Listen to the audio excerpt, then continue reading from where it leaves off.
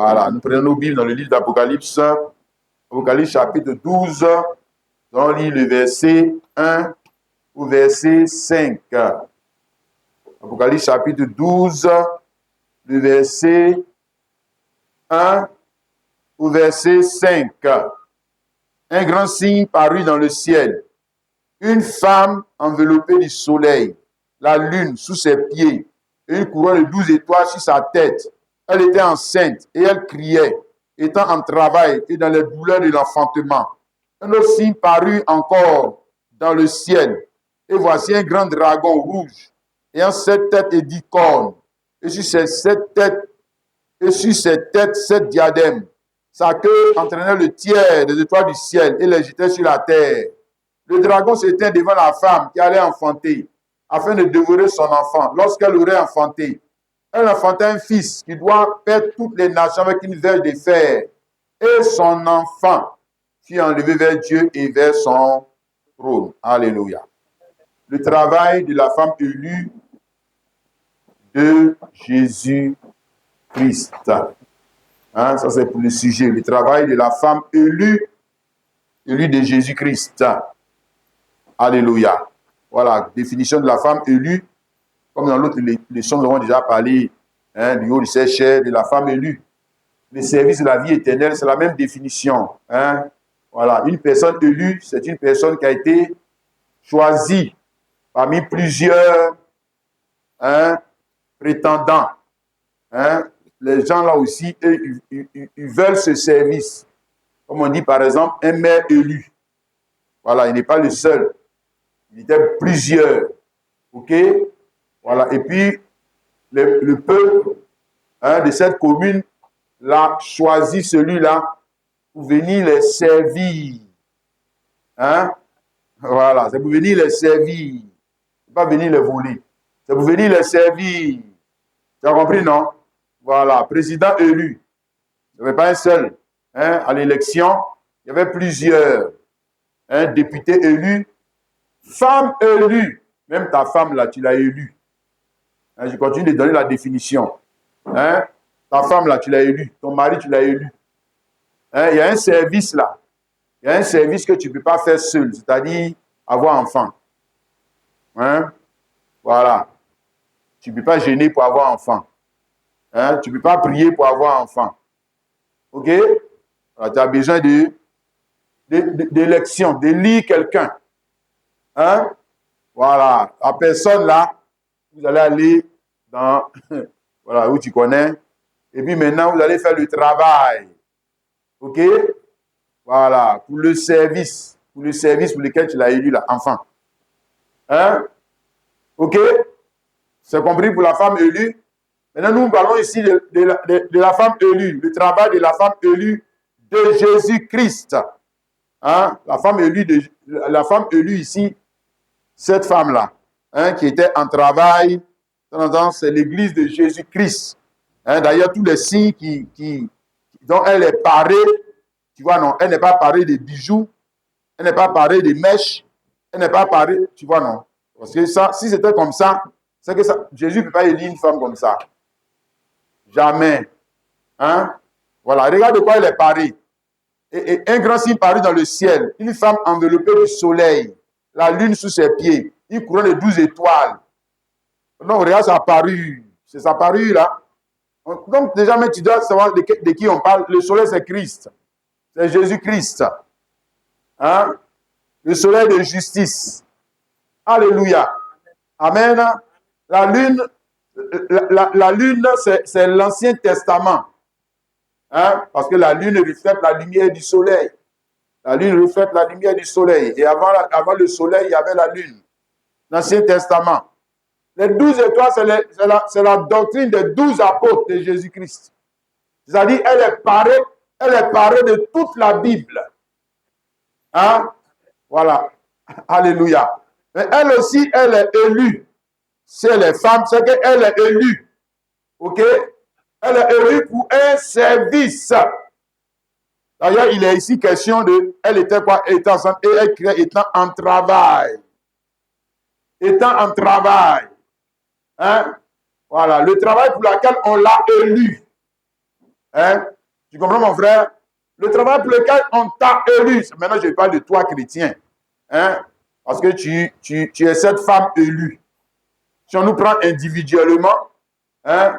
Voilà, individuellement, nous sommes cette femme élue. OK? Amen. Il y avait plusieurs prétendantes. Hein? L'église d'Israël, c'est aussi une femme. Hein? Toi-même, ta femme, là, c'est aussi une femme. Mais ce n'est pas celle-là que Jésus a choisi. Jésus n'a pas choisi l'église d'Israël. Jésus n'a pas choisi la femme du Saint-Pangé. Hein? Il dit, je bâtirai mon église, sa femme. L'église est sa femme. Ça, c'est ici Éphésiens, chapitre 5, versets 31 à 32. Hein? C'est pourquoi l'homme quittera son père et sa mère et s'attachera à sa femme et les deux deviendront une seule chair. Donc, il y a élection là-bas.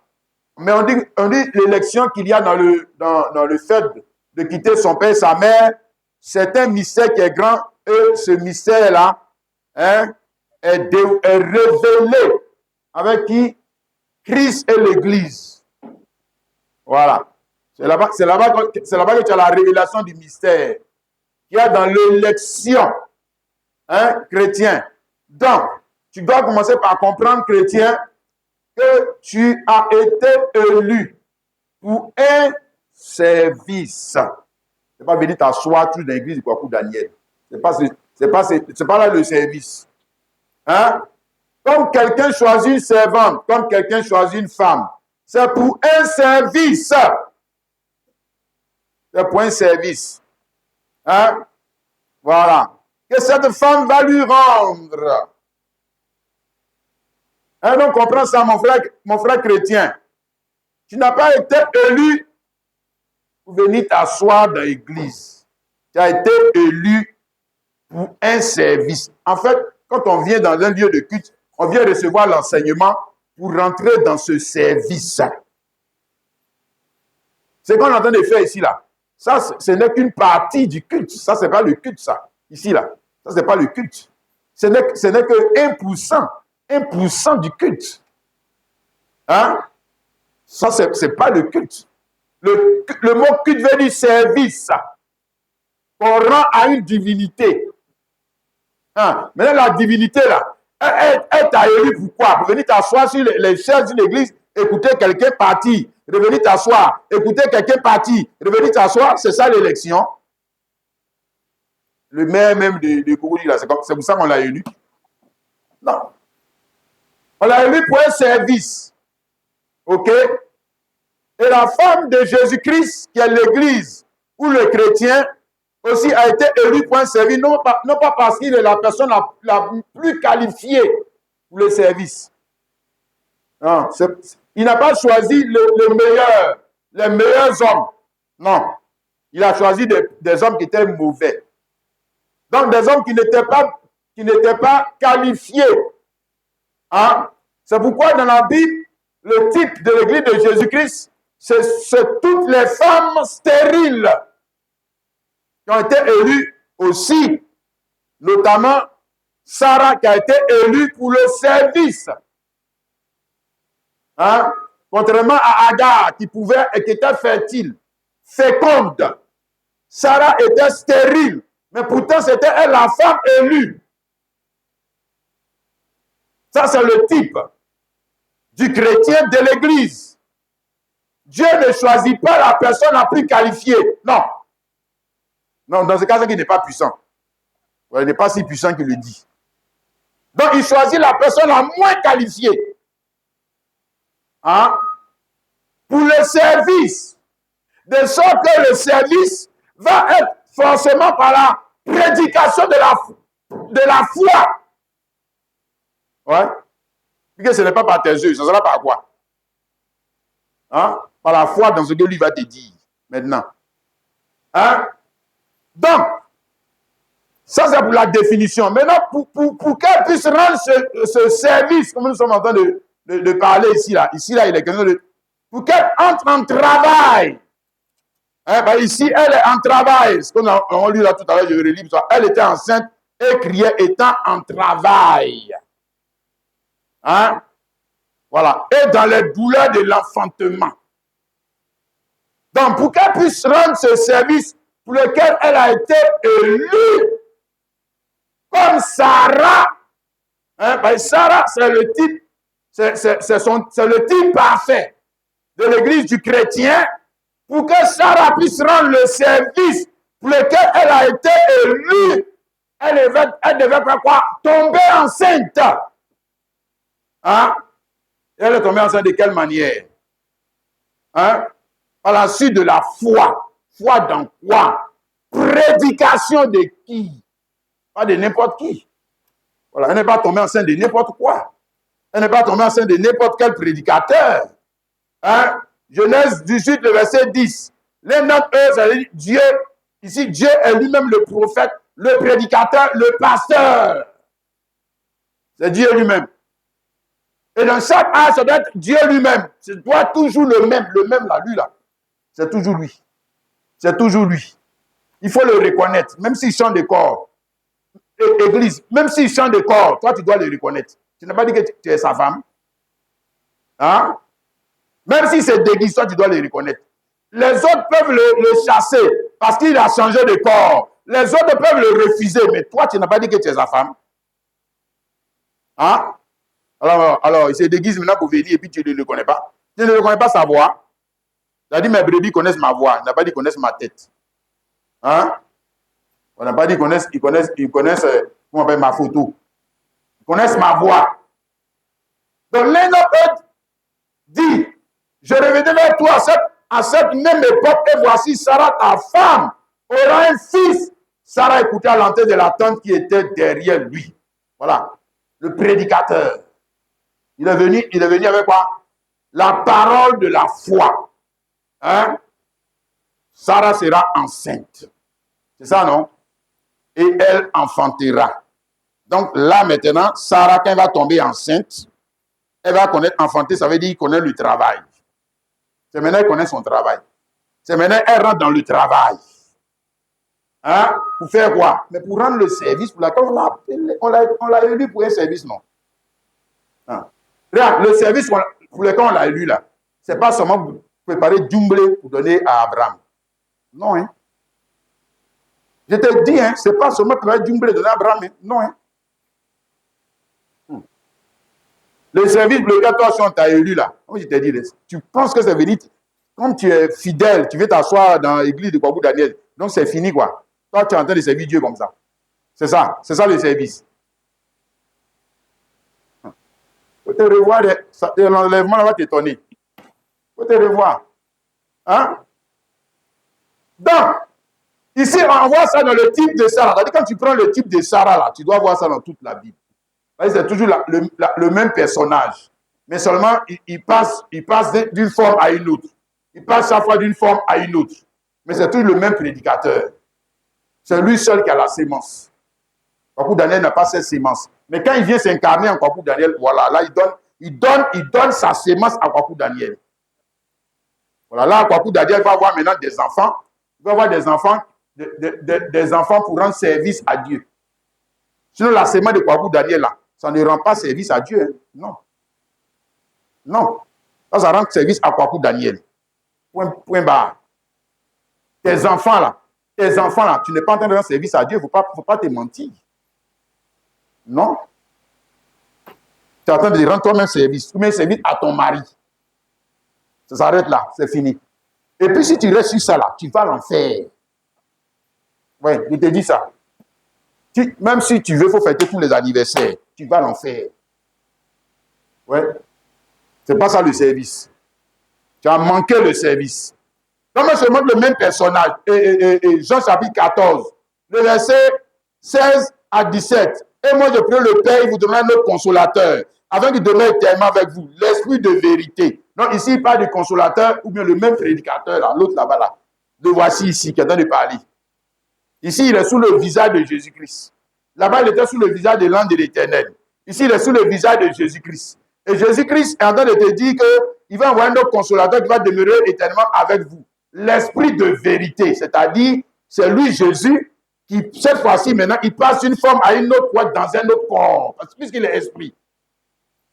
Voilà. Donc, il s'en va dans un autre corps, c'est ce qu'il est en train de te dire. Hein? Que le monde ne peut recevoir, parce qu'il ne le voit point, ne le connaît point. Mais vous qui êtes mon corps, vous qui êtes mon église, vous qui êtes mon époux, vous le connaissez, car il demeure avec vous et il sera où? En vous. Il sera en vous. Voilà. Jésus-Christ. Hein? Il est passé, il est venu en vous maintenant. Hein? Pour faire quoi? C'est là qu'on va, c'est ça qu'on va, ce dont on va parler. Hein? Il est passé en quoi pour Daniel? Pour faire quoi? Mais pour prêcher le même message que l'ange l'a prêché à Sarah. Ouais? C'est la grossesse. C'est cette grossesse-là qui met l'homme en travail pour Dieu. C'est la seule grossesse qui met l'homme en travail pour Dieu. Sinon, Kwaku Daniel enceintait sa femme là. Ça ne met pas sa femme en travail pour Dieu, ça met sa femme en travail pour Kwaku Daniel. Et puis c'est tout. Et puis c'est tout. Ça ne te met pas en travail pour Dieu. Non, je suis désolé. Femme, mais moi-même, on est dans le lit, là-bas, en train de lutter pour t'enceinte là. Ça, on entend de lutter nous-mêmes pour se rendre service, ouais. Oh, on entend de faire quel travail de Dieu.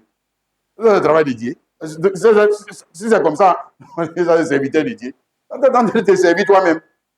Voilà. Hein? Donc la première chose que tu dois comprendre, la femme élue pour le service, comme Sarah, hein, doit se garder de tomber enceinte de quelqu'un d'autre que son mari, Jésus-Christ. Hein? Si elle tombe enceinte de quelqu'un d'autre, c'est qu'elle est en travail pour qui? Regarde, comme tu as compris déjà, non? C'est qu'elle est en travail pour quelqu'un d'autre. Elle n'est plus en travail pour Jésus-Christ. Elle va dire que je suis chrétien, je suis église de Jésus, mais qui t'a mis enceinte? C'est la personne qui t'a mis enceinte, ça veut dire que tu es en train de travailler, non? Aïe. Ou bien grossesse, là, tu ne comprends pas ce que ça veut dire. Hein? Grossesse, quand on prend grossesse, après on travaille, on rentre en travail. Quand on prend grossesse, après on rentre en travail.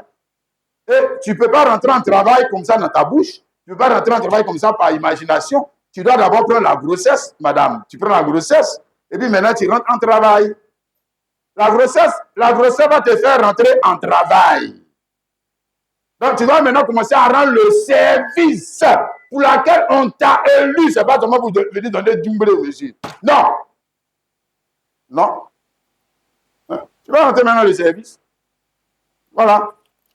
Et ici, à Apocalypse chapitre 12, on a vu. La femme, elle était quoi? Et enceinte. Elle était enceinte. Elle criait étant en travail. Donc, qu'est-ce qu'il a mis en travail? C'est parce qu'elle était enceinte. Voilà. Tu ne peux pas rentrer en travail. Ce n'est pas possible.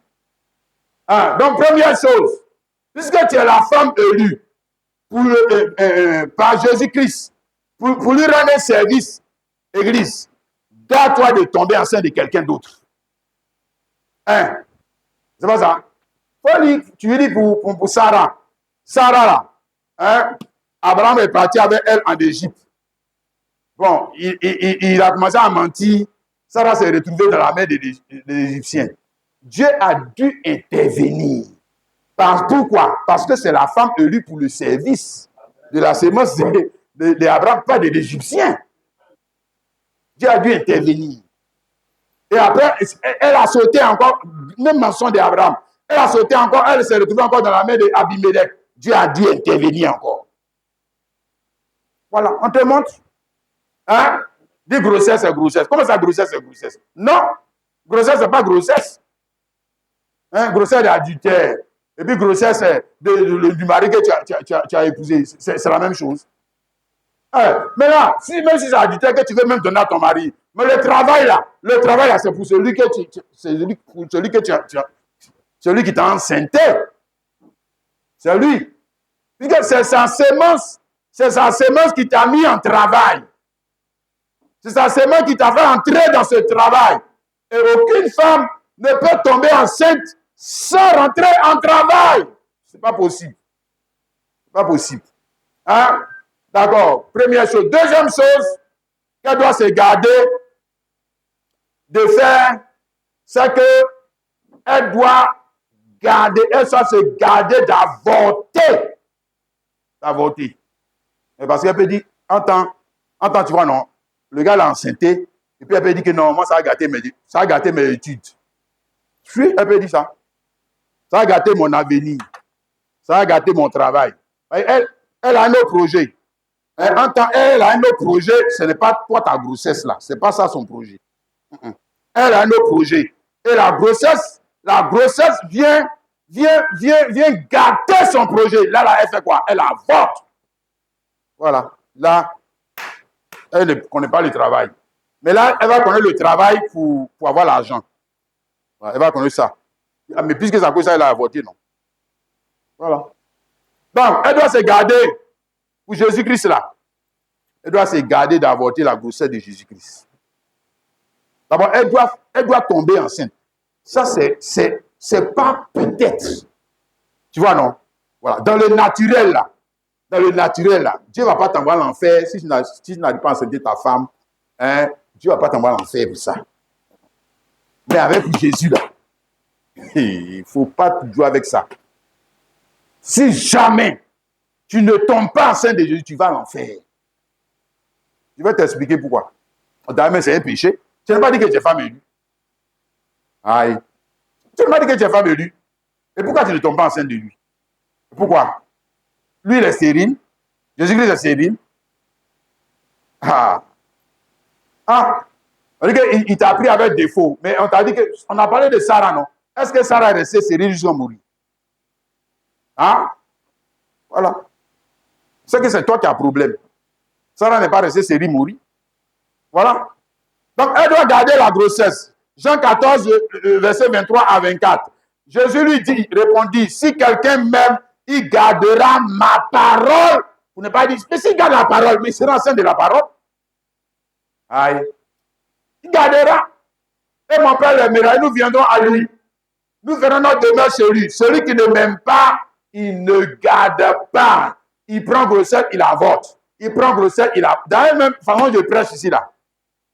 Lui, quand il finit, quand il sort là, il a déjà avorté. Il a fait passer déjà cette grossesse. Il va faire quoi avec ça? Tout ce que toi, beaucoup d'années, tu as dit là. Il va faire quoi avec ça? On n'a qu'à parler d'argent, ouais. Parce que si c'était grossesse de l'argent, il allait garder. Si c'était grossesse de travail, il allait garder. Si c'était grossesse de mariage, il allait garder. Si c'était grossesse de voyage, il allait garder. Mais comme c'est grossesse de la parole de Jésus-Christ, c'est un bandit, une prostituée. Ne garde pas cette grossesse. Il va faire quoi avec ça? C'est une prostituée. Elle cherche son argent. Lui cherche son argent. C'est tout ce qui est dans sa tête. Tout ce qui est dans sa tête. C'est la seule semence. C'est la seule semence qui a de l'argent, c'est une semence. Voilà. C'est la seule semence qui a de la valeur chez lui, dont lui porte la grossesse et puis il multiplie l'argent seulement pour aller. Lui, il multiplie l'argent seulement pour aller. Et même le pire, c'est que quand même il multiplie là, ça ne sert même pas encore à son mari. Non. Genre, tu vois, non? C'est comme par exemple, tu es avec ta femme, vous êtes mariés, hein, toi, ton argent la sert, mais son 5 francs, tu ne vois pas. Tu ne vois jamais ça. Si, tu ne vois pas pour elle, hein. Pour elle, là, tu ne vois jamais. Hein? Voilà. C'est un peu, oui, c'est un peu cette relation dans laquelle beaucoup de chrétiens sont avec Jésus. Quand ils ont problème, Jésus, bénis-moi. Jésus, quand il est béni d'être là, c'est la maîtresse qui profite. Ouais. C'est le monde qui profite. C'est comme ça avec eux. Voilà. Jésus, lui, il ne voit jamais pour eux, là. Il ne voit jamais ça. Voilà. Et puis, il dit, si on dit qui est chrétien, il va lever sa main aussi. Mais chrétien, ça veut dire quoi? Ça veut dire femme élue. Tu attends de te condamner, hein? Hein, le frère? Voilà. Celui qui ne m'aime pas garde ma parole. Et la parole que vous entendez n'est pas de moi, mais le Père qui m'a envoyé. Voilà. Donc le prédicateur, c'est toujours le même. Hein? La parole n'est pas de moi. Ça, c'est quoi vous donnez que je parle. Hein? La parole que je prêche n'est pas de moi. C'est le Père qui m'a envoyé. Mais si tu dis que c'est parole de Kwabou Daniel, c'est ton problème. La parole que je prêche, ce n'est pas de moi. Non. C'est la parole de Jésus-Christ. Maintenant, si tu es son épouse, tu vas accepter de porter la grossesse. Alléluia. Tu as compris ça, mon frère, ma soeur? Donc, elle doit se garder de tomber enceinte de notre homme. Elle doit garder la grossesse. N'est-ce pas? Afin de connaître le travail pour lequel on l'a élu. Parce que si elle ne garde pas la grossesse, comment elle va connaître le travail pour lequel on l'a élu? Comment? Le frère, toi, tu es intelligent. Femme qui ne garde pas grossesse, elle ne connaît pas le travail. Aïe. C'est lié là. Femme qui ne veut pas garder grossesse, c'est qu'elle ne veut pas connaître aussi le travail. Ok? Elle peut faire grand champ. Ça peut connaître ça. Hein? Voilà. On n'a pas dit qu'elle ne peut pas faire champ. Elle peut faire champ, des manioc, elle peut faire ça. Mais travail que femme doit connaître pour rendre l'autre père. Là. Elle ne peut pas connaître ça. Pas possible. Voilà. Alors, mais si elle a son argent, elle veut faire porter la grossesse à une mère porteuse. C'est que c'est la mère porteuse qui connaît le travail, mais jamais elle. Et que non, ça va déformer, ça me déformer, ça me déforme, je ne veux pas. Parce que moi, de toute façon, je suis jolie, je vais rester comme ça. Hein? Donc, tu ne vas pas connaître ça. Ça, ce n'est pas possible. Tu me comprends, mon frère chrétien? Je vais insister dessus. Je vais insister dessus. Chrétien, tu as été élu. Ce n'est pas pour aller au ciel. Ah, tu as vu? Il est étonné. Il dit, aïe, on ne va pas partir au ciel. Ah bon, donc c'est ça. Ah, tu vois? Donc, si c'est pour aller au ciel, là, dans ce cas-là, c'est que quand tu acceptes Jésus, tu meurs, tu vas au ciel. Et pourquoi tu es encore sur la terre? Hein? Si c'est pour aller au ciel. Parce que la plupart d'entre nous, on a cette mauvaise compréhension du salut. Cette très mauvaise compréhension du salut. Hein? Jésus n'a qu'à venir, on va partir au ciel. Aïe. Comment ça, Jésus n'a qu'à venir pour partir au ciel? Est-ce que le travail pour lequel on t'a élu, là, tu as fait ça? Moi, je crois que c'est la question que tu dois te poser. Est-ce que le travail pour lequel on m'a élu, est-ce que je suis en train de faire ça? Tu me dis que Jésus n'a qu'à venir, tu vas partir au ciel. Comment ça? Aïe. Et toi aussi. Hein? Genre, c'est comme par exemple, tu prends une servante, elle ne fait pas le travail, et puis elle dit que la fin du mois n'a qu'à arriver, mon patron va me payer. Aïe. Aïe, comment ça? Tu ne fais pas le travail, tu ne mets pas de salaire de fin du mois. Est-ce que moi j'étais élu à cause des salaires de fin du mois? Moi, je n'étais pas élu à cause des salaires de fin du mois. Moi, j'étais élu parce que j'ai besoin de services. Le salaire de fin du mois, là, ça, on va dire quoi? C'est la gratification, c'est le contrat qui existe en nous. Quand toi, tu fais ta part. Hein? Ah, chrétien. C'est quand tu fais ta part, maintenant on parle de ciel. On parle d'enlèvement. Tu ne commences même pas à le servir. Hein? Si le chemin de Damas, l'apôtre Paul, quand il a rencontré Jésus, il dit au Seigneur Jésus, Seigneur, que veux-tu que je fasse? Si c'est nous là, on va dire, voilà, j'ai été attrapé. Et j'ai trop de problèmes, Jésus. Si tu vois, non, tu dois faire ça pour moi. Tu dois faire ci pour moi. Il oublie que lui aussi doit faire quelque chose pour Jésus. Il est toujours en train de grainer, toujours chrétien, il est toujours en train de grainer ses problèmes. Toujours. Hein? Bon, on t'a élu pour quoi? On t'a appelé pour quoi? Comment c'est le travail? Et puis maintenant, les gratifications, les bénédictions, les encouragements, et va dire on a qu'à ajouter sur son salaire, tout ça va venir. Tu ne vas pas faire le travail.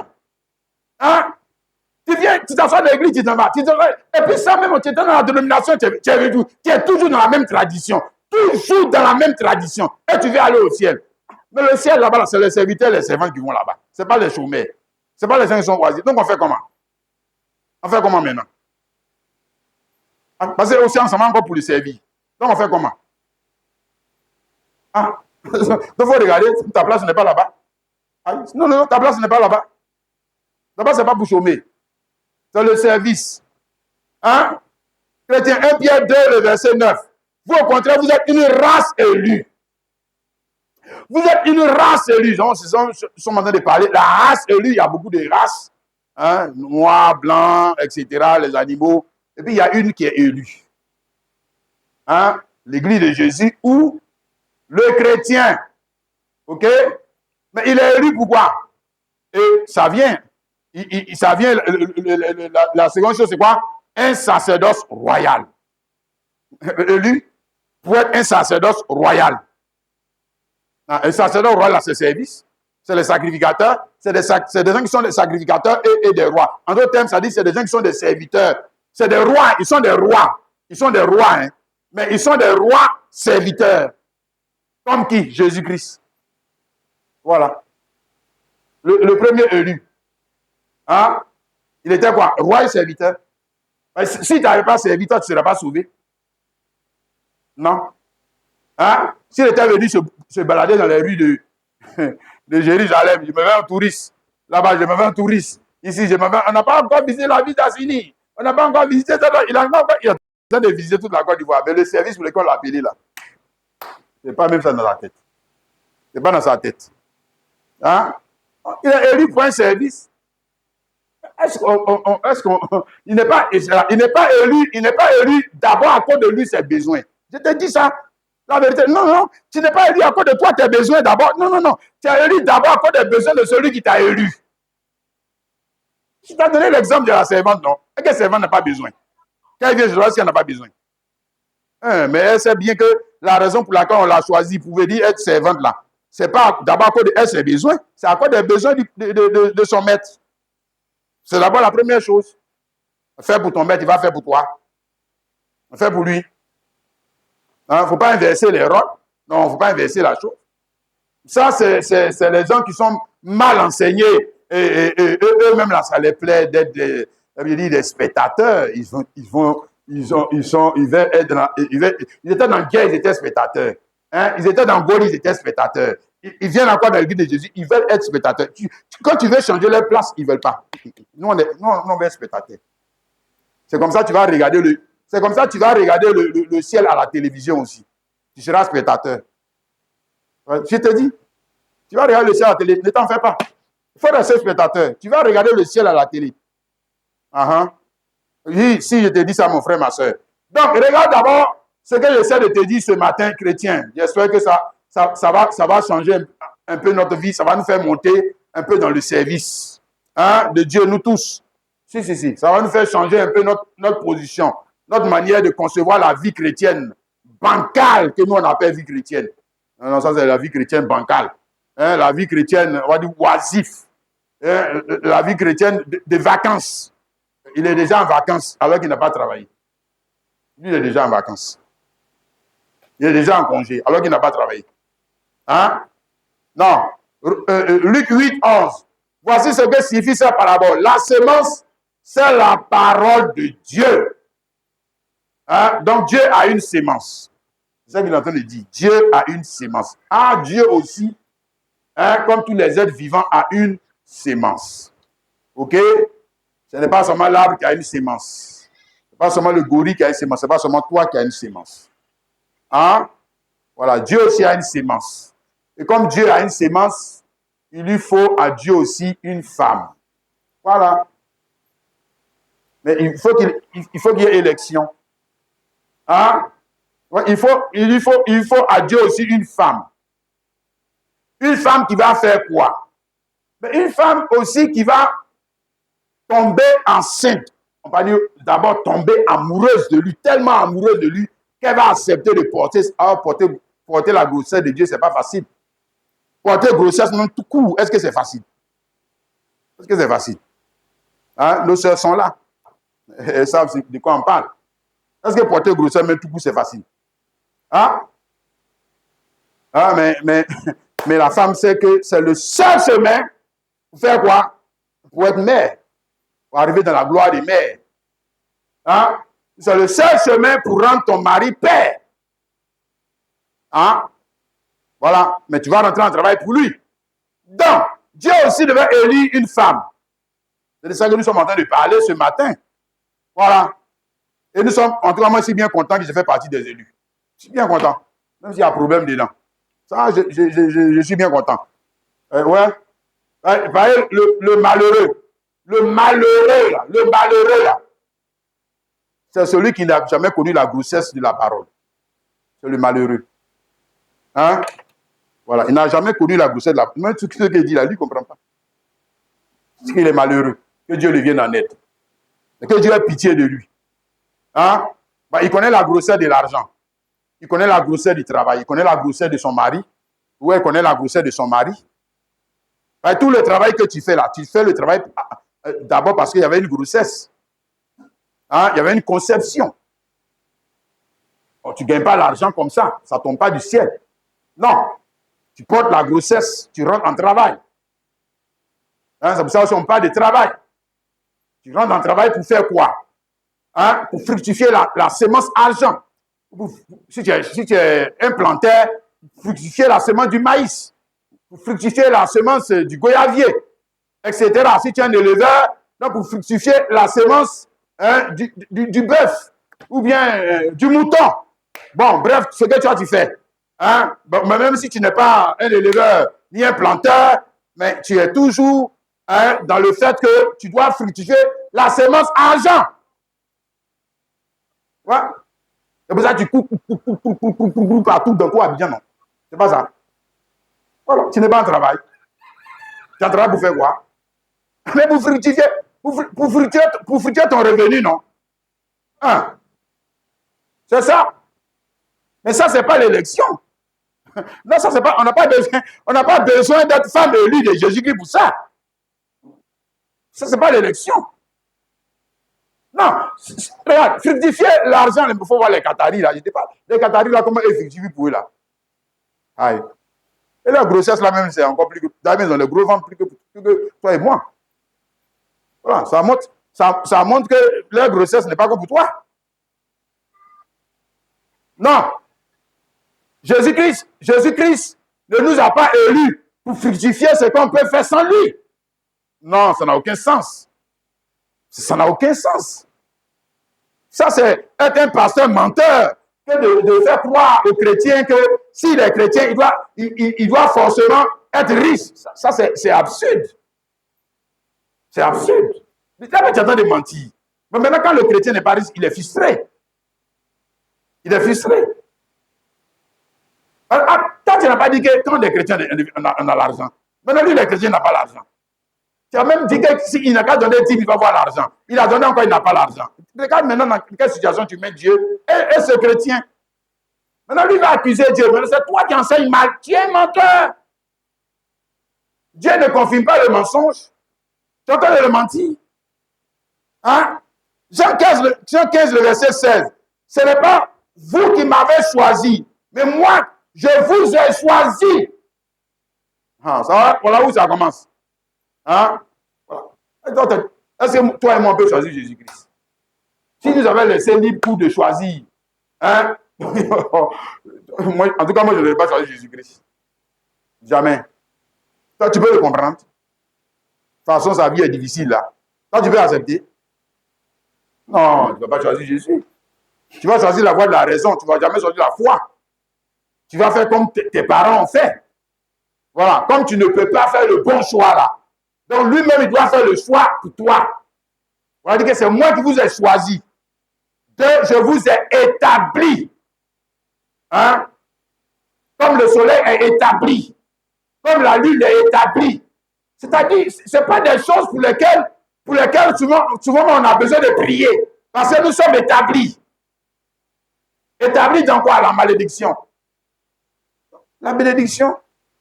Tu es établi dans la bénédiction. Tu es déjà béni. Tu n'as pas besoin, des incantations d'un sorcier pasteur pour être béni. Ah, toi aussi. Mais ça le chrétien aussi, il aime bien qu'on lui mente. De temps en temps, aussi, les pasteurs, là, si on ne les ment pas, là, ils ne vont pas nous donner l'argent. Il faut les mentir. Si. Les gens qui ne sont pas honnêtes, mais ils vont vous mentir. Le chrétien, même, il aime ça. Si, il aime ça. Il ne faut pas lui dire la vérité. Il faut le mentir. Il faut le mentir. Il y a des personnes, là, si tu ne les escroques pas, tu ne vas pas avoir l'argent. Il est tellement bas. Si tu ne le voles pas, tu ne vas pas avoir son argent. Il ne va pas te donner ça comme ça de lui-même parce que tu le mérites. Hein? Parce que tu es une bonne personne. Il ne va pas te donner. Donc, ces gens de personnes, souvent, il faut les voler. Je dis ça comme ça, mais c'est bien malheureux. Hein? Mais il nous a établis. Comme le soleil est établi. Le soleil est établi. Est-ce que tu pries pour que le soleil brille? Non. Ça, c'est établi. Hein? Si, c'est établi. C'est des choses établies. Ce n'est pas le bishop seulement qui est établi. Ce n'est pas le guide spirituel seulement qui est établi. Ce n'est pas seulement le pape. Ce n'est pas le président de l'église seulement qui est établi. Tous les chrétiens. Tous les chrétiens. Mais souvent, quand nous on lit la Bible, est-ce que nous on croit même? On ne croit plus à la tradition religieuse. Il a bien lu ça. Hein? Quand tu vas lui dire que non, il est établi, il va dire que non, non, non, non, non, non, c'est pas vrai. Il va venir dans l'Ancien Testament. Tu as vu, Moïse était le seul établi. L'autre là-bas était le seul établi. Il va commencer à mentir. Oh, toi aussi. Ah. Maintenant, on t'a établi pourquoi? Maintenant, il te montre. Hein? Je vous ai établi afin que vous alliez et que vous portiez du fruit. Ah. Donc, la raison pour laquelle on t'a établi épouse, on t'a établi pasteur, on t'a établi, ne pas dire l'école théologique t'a établi. Non. Lui t'a établi. Hein? C'est ça. Établi pour que vous portiez du fruit et que votre fruit demeure. C'est le seul fruit qui demeure éternellement. C'est ce qu'il veut dire. Voilà. Sinon, l'argent là, fruit, l'argent là, il va partir. D'ailleurs, on le dévalue. On le dévalue. Qu'est-ce que tu crois? Tous les fruits, on peut les dévaluer. Et ils vont perdre les valeurs. Voilà. Parce qu'ils appartiennent à l'ordre périssable. Ils appartiennent à un monde périssable. C'est-à-dire à un monde dans lequel tu commences joli pour finir, pour vieillir et puis mourir. Voilà, c'est comme ça. Hein? Alors, donc je te montre ici le choix de Jésus-Christ et ce qu'il attend de toi et de moi, que vous portiez, vous alliez. Hein? Voilà, vous alliez, comme aujourd'hui je te prêche là, pour que tu partes et que tu portes du fruit. Quel fruit? On porte fruit à partir d'une sémence.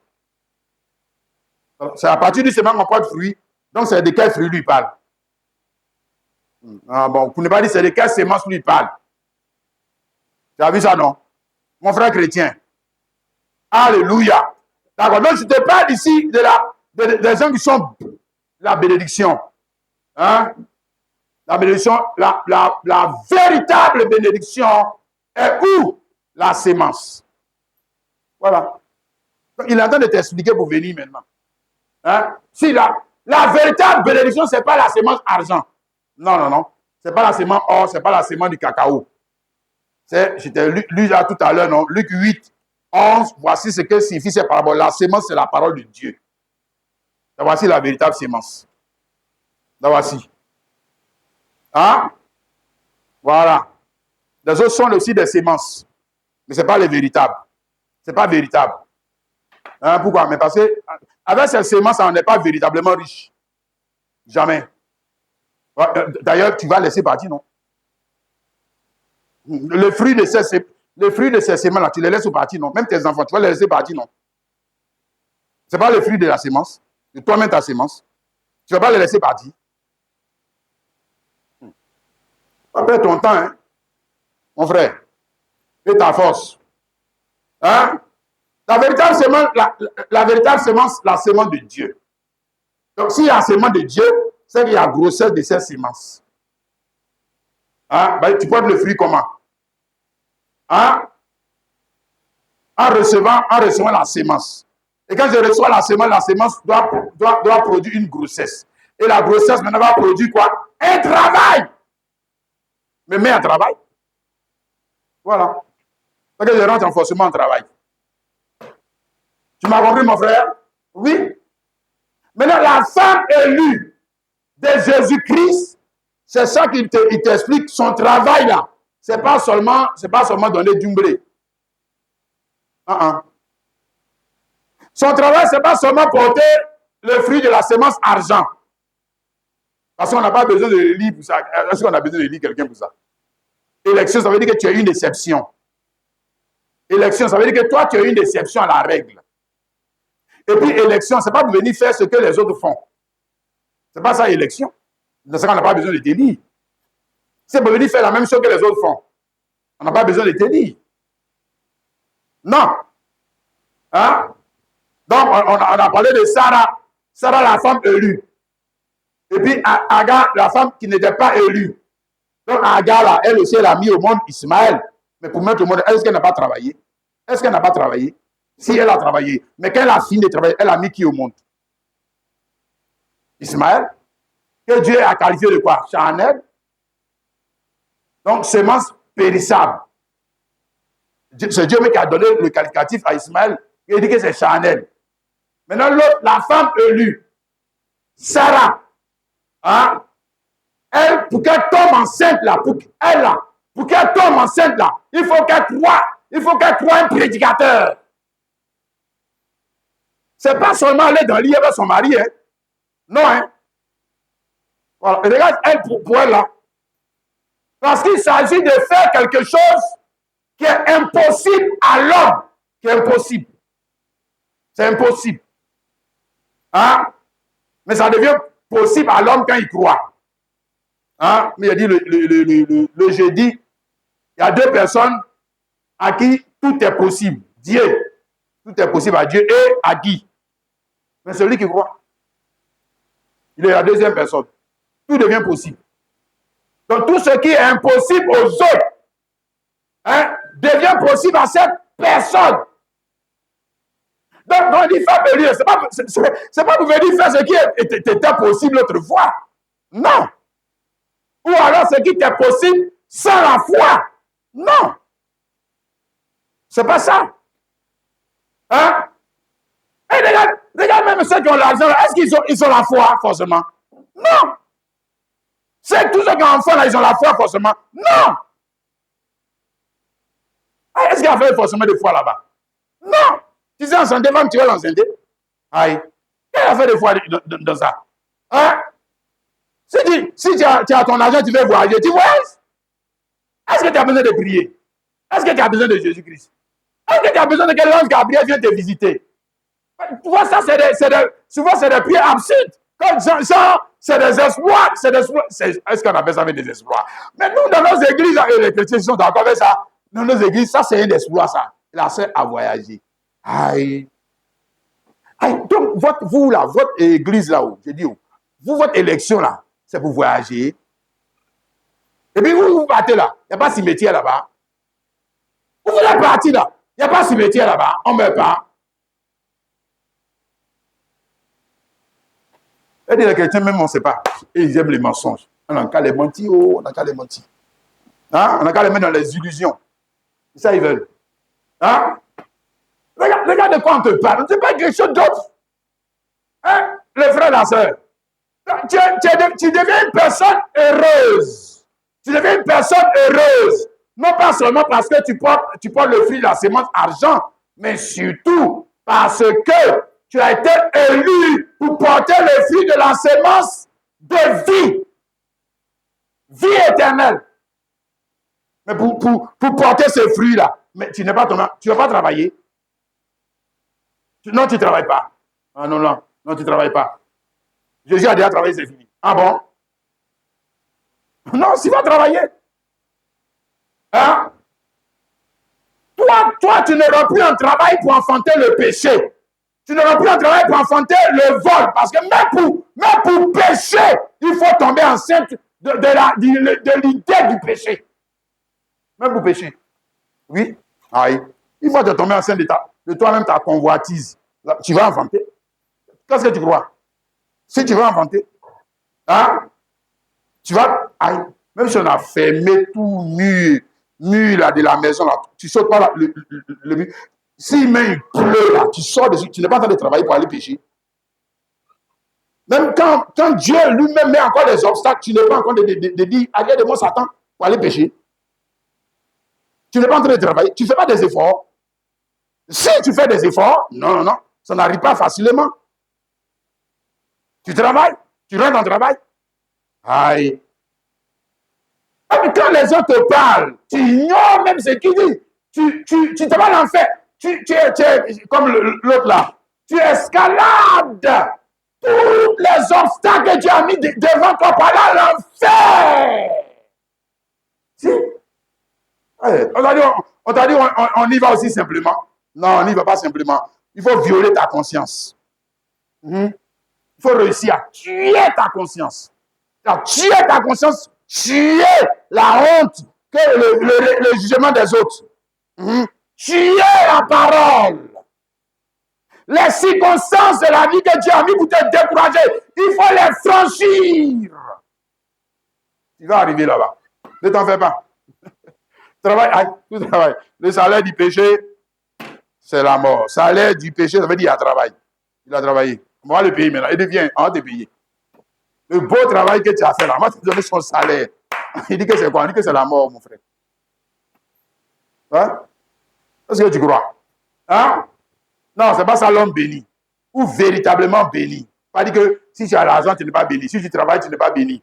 Si c'est des bénédictions, c'est des bénédictions que Dieu a établies dans la parole. Le mariage, c'est des bénédictions établies. Le travail, c'est-à-dire qu'il y a des choses établies pour avoir ça. Pour avoir si, il faut faire ça. Ça, c'est des choses établies. Hein? Pour avoir enfant, il faut se marier. Pour avoir l'argent, il faut travailler. C'est ça qu'on appelle les choses établies. Voilà, tu ne peux pas les sauter. Voilà, les choses établies. Mais ça, ce n'est pas l'élection. Ce n'est pas de ça dont on parle. Regarde, moi, en tout cas, ce n'est pas que de ça je viens dans ce lieu de culte. Non. Oh, ça, on va rester tous païens là-bas. Non, non, non. Hein? Parce qu'il y a un autre travail. Il y a un autre travail. Si. Mais ce travail-là, qui donne ce travail? La sémence. De qui? Jésus-Christ. Là, on n'a pas le choix. Tu ne peux pas connaître ce travail si tu ne tombes pas enceinte de la sémence de Jésus-Christ. Tu ne peux pas connaître ce travail et faire partie de qui? Des bienheureux. Des hommes que Dieu lui l'appelle heureux. Heureux. Toi, tu es heureux. Ouais, parce que, non, si maintenant, les choses que tu es en train d'enfanter là, elles vont te suivre. On dit que les œuvres les suivent. Les œuvres les suivent. Elles vont te suivre. Pendant que nous autres là, moi j'étais à Willy et puis on fait comme ça, on m'a dit le frère, bye bye. Toi, tes œuvres te suivent. Voilà. Donc, ça va avec toi. Maintenant, quand tu as enfanté seulement pour les choses périssables là. Ah, eux là, c'est des mauvais maîtres. Si c'est des mauvais maîtres, hein, voilà, ou des mauvais serviteurs, il faut te dire que où tu vas là, nous on ne peut pas aller là-bas. Ah non, on ne va pas là-bas. Hein. Nous, on est ici, on reste ici. On reste ici. Là, tu vas voir dedans. Hein, de vrai, c'est là tu vas voir dedans. Hein? Luc 1, de verset 46 à 49. Et Marie dit, mon âme exalte le Seigneur, et mon esprit se réjouit en Dieu mon sauveur, parce qu'il a jeté les yeux sur la bassesse de sa servante. Car voici, désormais, toutes les générations me diront, bienheureuse, parce que le Tout-Puissant fait pour moi de grandes choses, son nom est grand et saint. Alléluia. Amen. Amen. D'accord, donc Marie était ici en train de dans l'esprit. Voilà, l'esprit de Dieu. Elle est en train de chanter le cantique que personne ne peut chanter, sinon qui? Les bienheureux. Voilà, ceux à qui Dieu a fait cette grâce-là. Et ceux qui peuvent chanter ça. Voilà, elle ne chante pas parce qu'elle vient d'avoir un nouveau chant. Elle ne chante pas parce qu'elle vient d'avoir une nouvelle maison. Elle chante parce qu'elle vient de faire quoi? Connaître la grossesse de la sémence de Dieu. Donc, si elle connaît la grossesse de la sémence de Dieu, donc elle va maintenant rentrer dans le travail pour rendre service à Dieu. Voilà. Sinon, elle ne peut pas rentrer en travail. Elle va rentrer en travail pour rendre service à qui? Son mari Joseph. Hein? Ouais, si elle porte la grossesse de Joseph, c'est qu'elle rentre pour rendre service à Joseph. Voilà. Ou bien elle peut rentrer en travail pour avoir champ de cacao. Mais ça, c'est pas rendre service à Dieu. Non. Je suis désolé. C'est pas ça. Voilà. Donc, elle dit bienheureux. Bienheureux tous ceux qui vont connaître cette grossesse-là. Elle a connu cette grossesse au sens propre. Mais nous connaissons cette grossesse esprit parce que celui qu'elle a porté physique là, il a dit, il est devenu quoi? Esprit de vérité. Il a dit esprit de vérité. Donc ça veut dire qu'il passe de cette forme à une autre forme dans un autre corps, dans un autre homme. Hein? Et à partir de là, l'homme là, comment on va savoir qu'il porte la grossesse? Mais regarde le travail qu'il est en train de faire. Regarde. Regarde son travail. Vous ne pouvez pas dire, regarde les soucis. Regarde le stress. Regarde ses inquiétudes. Regarde les soucis de son âme. Regarde, c'est pourquoi il est triste. Si, regarde, c'est pourquoi il pleure. Regarde, mais parce qu'il y a en lui, il y a une vie qui est en train de se mouvoir et les effets de sa vie se font sentir. Si. Est-ce qu'il sera seulement inquiet à cause de l'argent? Il sera seulement inquiet et soucieux pour avorter la sémence de Dieu? Pour la rendre infructueuse? Non. Mais il sera maintenant soucieux des choses du royaume de Dieu pour lesquelles il est maintenant en travail pour faire plaisir à qui Dieu. Comment ça peut être autrement? Alors qu'on dit Christ en lui. Christ en toi pour dormir. Est-ce qu'une grossesse est en toi pour dormir? Ah! Non, la grossesse est en travail. Alors, est-ce que cet homme qui dit que Christ est en lui, il va dire, frère, on n'a qu'à prier. Non, moi je n'arrive pas à prier. Moi je n'arrive pas à faire ci. On n'a qu'à évangéliser. Non, moi je n'arrive pas. Mais quand il a fini de dire cela, il faut le voir courir derrière l'argent là-bas.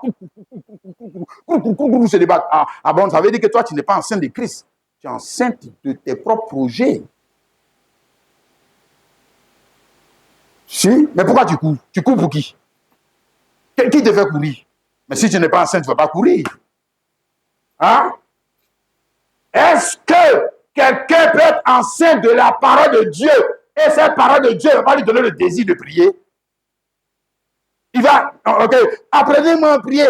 Je ne sais pas prier. Hein? Mais celui-même qui prie en toi, et tu ne sais pas prier. Oh. Ah, c'est bon, même là. Il Bible là, il dit que les gars est en train de nous mentir. Il est en train de nous mentir. C'est pas vrai ça. Aïe. Comment Jésus-Christ, en quoi coup dernier et quoi coup dernier, dit qu'il ne sait pas prier. Ah, donc Jésus-Christ ne sait pas prier. Donc Jésus en toi là, il ne prie pas.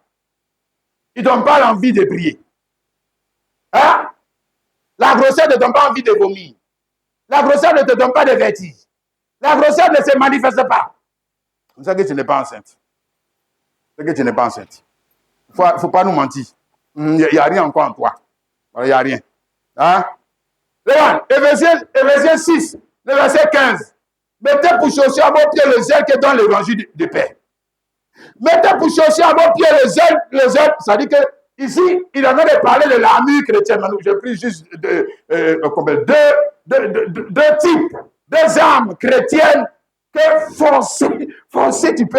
Si Christ est en toi, toi tu es en Christ. C'est que forcer, tu as pour chaussure à tes pieds. Tu es chaussé. Oui, mais quand on porte chaussure, c'est pour dormir.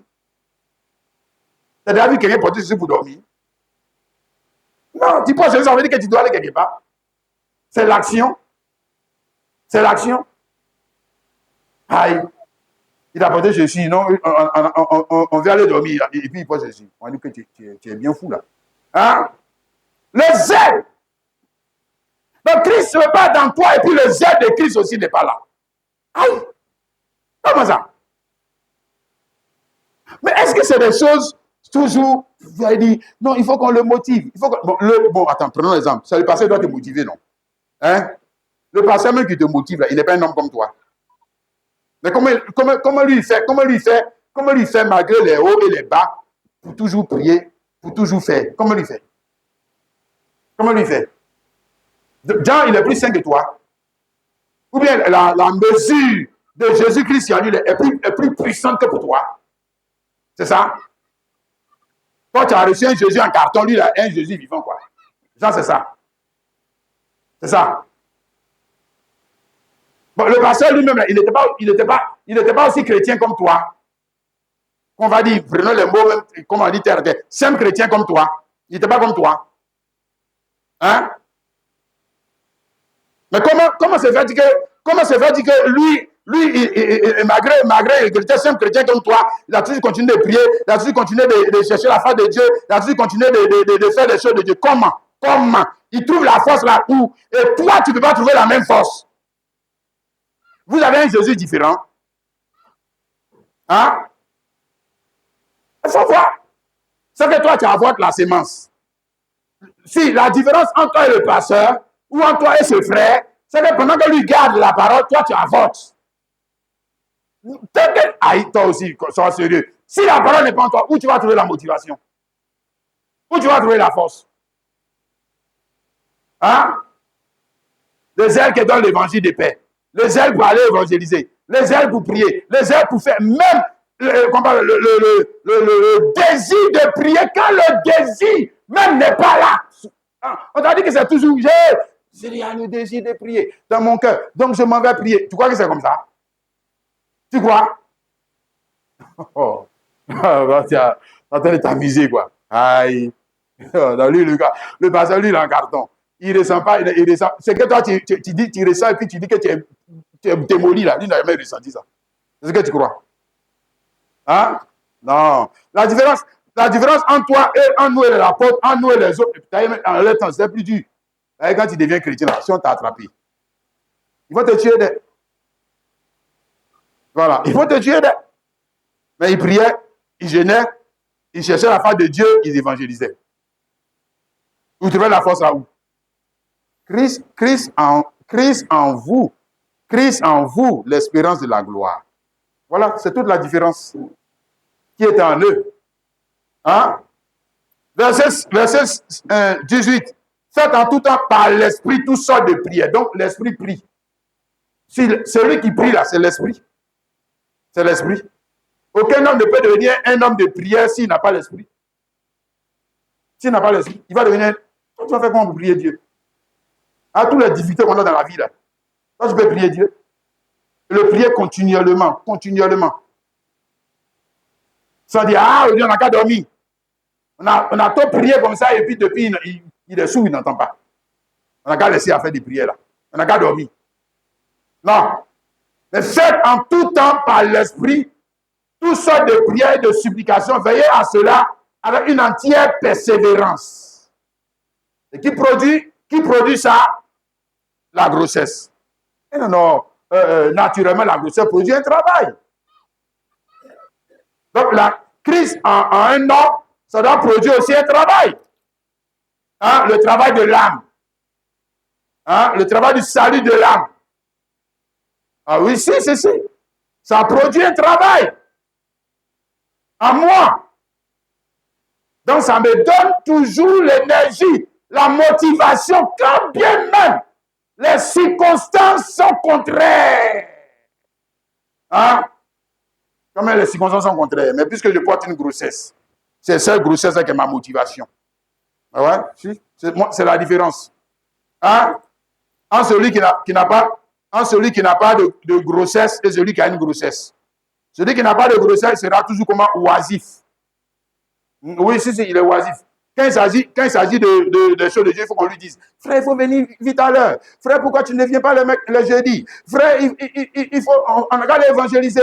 Frère, on n'a qu'à prier. Frère, on n'a qu'à faire ci. Frère, on n'a pas. Pourquoi c'est quelqu'un d'autre qui est l'extérieur qui te motive? Parce que Christ n'est pas en toi.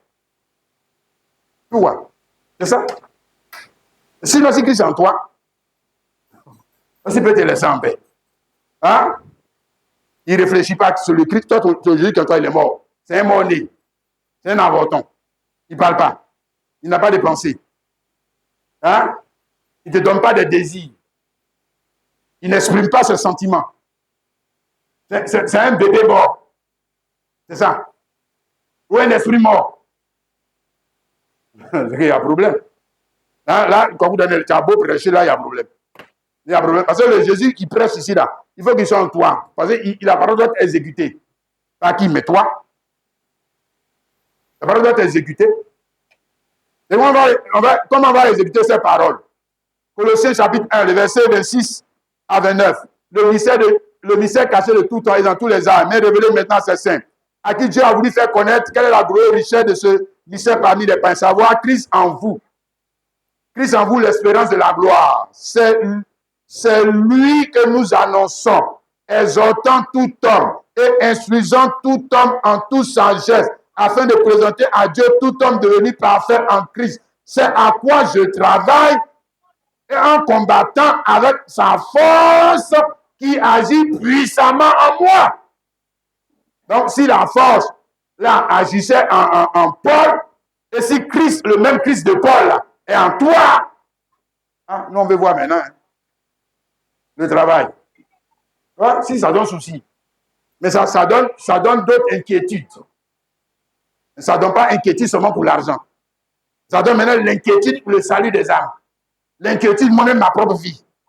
Hein? L'inquiétude, l'église de Dieu. Ouais, c'est Jésus-Christ seulement qui peut avoir ces inquiétudes. Alors maintenant, moi aussi, mais je rentre dans ce... ce travail devient un souci pour moi. Un souci. Ah oui, si. Et puis, puisque c'est comme une grossesse, ma récompense, ma bénédiction dépend de quoi? De cette grossesse. Ça dépend. Oui, moi, c'est ça qui m'a enseigné. Ce n'est pas un vagabond. C'est l'enfant du roi des rois. Hein? Donc, je connais la valeur de la chose. Donc, je ne veux pas accepter que quelqu'un va m'amener à avorter sa grossesse. Non. Hein? Comme pour Marie. Tu as vu, non? Amen. Marie dit que le Seigneur a fait pour elle de grandes choses. Nous avons lu tout à l'heure hein, le verset 49, Luc 1, 49, parce que le Tout-Puissant a fait pour moi de grandes choses. Il a fait pour moi de grandes choses. Hein, donc, il y a les petites choses. Et nous parlons des grandes choses sont relatives à une grossesse. Ah ouais? Les petites choses aussi sont relatives à des petites grossesses. Donc, par exemple, hein, quand tu prends la grossesse de ton mari, là, ça, c'est pas grand chose. Je le répète, quand tu prends la grossesse de ton mari, là, ça, là, c'est pas grand chose. Les autres femmes, là, elles ont ça aussi. C'est pas grand chose. Hein, quand tu as des enfants, ça, c'est pas grand chose. Quand tu as des voitures, ça, c'est pas grand chose. Bon, maintenant, si tu me dis que c'est grand chose, mon mari avait combien de voitures? Et puis, elle a dit que c'est grand chose. Hein? Elle avait combien de maisons? Et puis, elle a dit grand chose. Et puis, mais quand elle est venue dans le foyer, là, elle a envoyé grand chose. Elle est venue avec grand chose. C'est l'argent avec lequel elle est venue. Elle est venue avec l'argent. Hein? Les bandits, là. Il dit que toi-même, tu as envoyé quoi dans le foyer? Toi-même, tu as envoyé quoi? Depuis, on est dans le foyer, là, tu as donné quoi? Ça, c'est les bandits, là. Les diables, là. Hein? Les enfants de Satan. Si, c'est eux qui parlent comme ça. Si. Eux ne connaissent pas les valeurs morales et spirituelles. Et c'est l'argent seulement qu'ils connaissent. C'est les enfants du démon. Si, les valeurs de déshonneur. Les enfants maudits. Si, c'est eux qui réfléchissent comme ça. Ben, tout pour eux, on gagne quoi? On gagne quoi? Quand il dit on gagne quoi, là, ça veut dire qu'il lui parle de l'argent. C'est ça qui est dans sa tête. Il ne voit pas autre chose. Hein? Si on dit on gagne 1 million, il faut prier pendant 1 heure et puis après tu as 1 million. Frère. Le gars va prier pendant. On vient la veille, on va veiller jusqu'au matin, après on nous donne 10 millions, 10 millions. Ici, là, là-bas, c'est rempli comme ça. Tu cherches même pas pour rentrer, mais on dit non, qu'il n'y a pas place. Les gens maudits. Si, je te dis. Hein? Voilà, eux, ils sont en travail que pour faire quoi? Hein? Ils sont en travail que pour enfanter les choses matérielles et financières. Vous n'avez pas dit enfanter le péché. Hein? Or, ce que nous sommes en train de dire, c'est qu'il y a une seule sémence qui nous permet d'entrer en travail pour enfanter le bien. C'est une seule sémence. C'est que Dieu lui l'appelle bien. Là. Hein? Oui, il y a une seule sémence. Ce n'est pas la sémence à argent. Je suis désolé. Hein? Pour les argentiers. Voilà, les prospéraires. Voilà. Quand ils ont regardé la Bible là, de la Genèse à l'Apocalypse, la seule chose qu'ils ont vue, c'est l'argent d'Abraham, c'est l'argent de Salomon, c'est l'argent de David, c'est l'argent. Ils n'ont pas vu la sémence de David. Ils n'ont pas vu ça.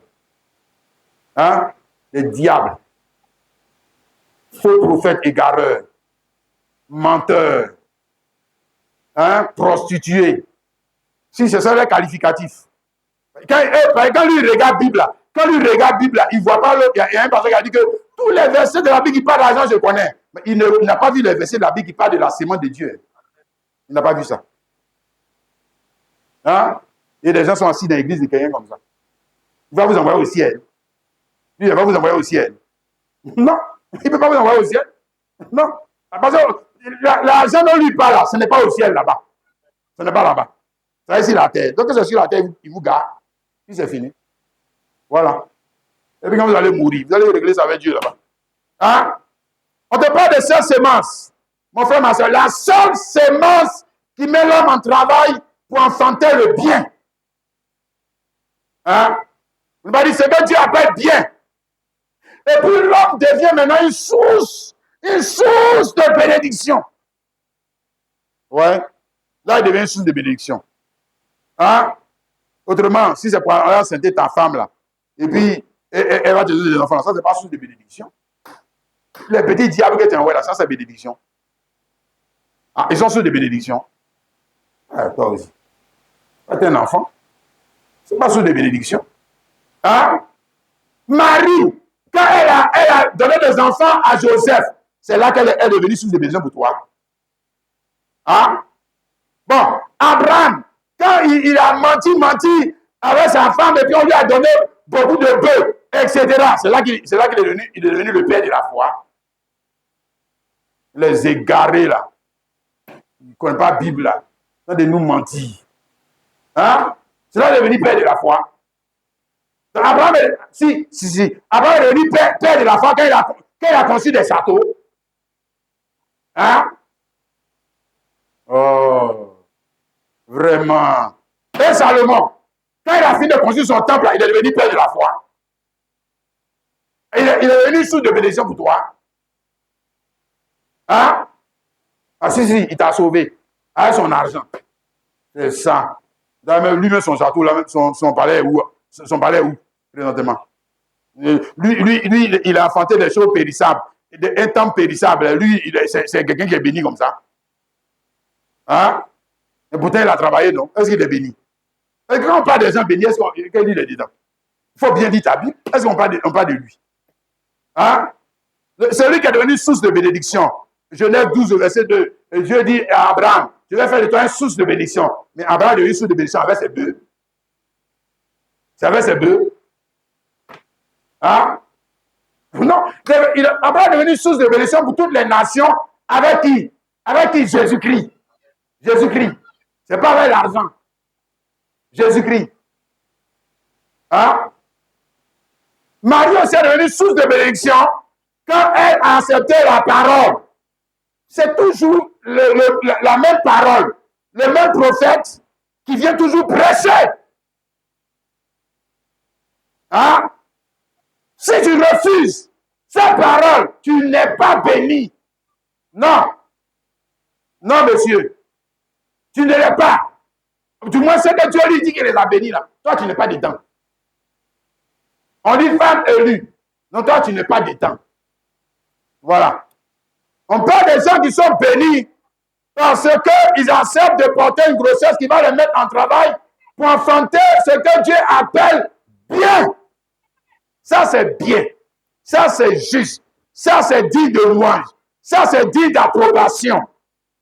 C'est tellement digne d'approbation que c'est la seule œuvre que Dieu va prendre pour aller dans son palais. Voilà. C'est ça. Tellement ça l'a plu. Hein? Alléluia. Donc, quand un homme ou une femme est en travail pour enfanter la vie périssable, frère, ce n'est pas l'élection, c'est que tu es même chose comme les autres. Hein? Ça, ce n'est pas une déception. Tu es pareil que les autres. Voilà. On travaille, c'est le principe établi. Tu travailles, tu enfantes. Tu ne travailles pas, tu n'enfantes pas. Mais comment tu vas rentrer en travail pour enfanter ce que Dieu appelle bien? Il y a une sémence. Il y a une seule sémence. Hein? Ça se trouve avec qui? Le pasteur ou le prophète qui est la réincarnation du ministère. Ça se trouve pas à tous les pasteurs. Frère, ça se trouve pas à tout le monde des... Non, monsieur. Non. Hein? Non. Là, ce n'est pas n'importe quelle prédication qui a enceinté Sarah. Non. Ce n'est pas n'importe quelle prédication qui a enceinté Marie. Jamais. Ce n'est pas n'importe quelle prédication qui a enceinté Élisabeth. Jamais. Hein? C'est ça que Jésus a dit que mes brebis entendent ma voix. Le caractère de cette voix reste toujours la même elle est une voie contraire à la raison humaine, toujours contraire à la religion, toujours contraire à la logique humaine. Toujours contraire. Hein? Elle vient te sortir de ta logique humaine. Hein, comme j'essaie de le faire ce matin. Te sortir de la logique de tes parents.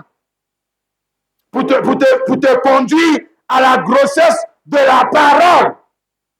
Et la grossesse de la parole, là, Kwaku Dwana n'aura plus besoin de dire, frère, faut évangéliser, frère, faut faire ci, frère, la grossesse elle-même va te pousser à travailler. Ouais. Si tu enseignes de Jésus-Christ, qu'est-ce que tu crois? La grossesse va te mettre en travail. C'est quelque chose que tu ne peux pas éviter. Hein? Mais si tu n'as pas cette grossesse, comme j'ai dit, alors tu seras oisif. D'ailleurs, ça t'ennuie. Prier, ça t'ennuie. Ça t'ennuie. T'asseoir, écouter une prédication, ça t'ennuie. Voilà. Faire les choses de Dieu, ça t'ennuie. Donner ton argent, même ça te fait mal. Hein? Donner quelque chose dont toi-même tu as besoin pour ton propre servir et puis donner à l'église de Dieu pour que ça serve à Jésus-Christ, ça te fait mal. Tu ne vas pas le faire. Ah non. Parce que tu es enceinte de l'égoïsme, comme tous les hommes. L'avarice, la cupidité, hein? Comme tous les hommes. Tu t'aimes toi-même plus que tout le monde. Tu ne vas pas rendre ce culte-là. Ah non! Tu ne le feras pas. Tu feras tout pour toi seul.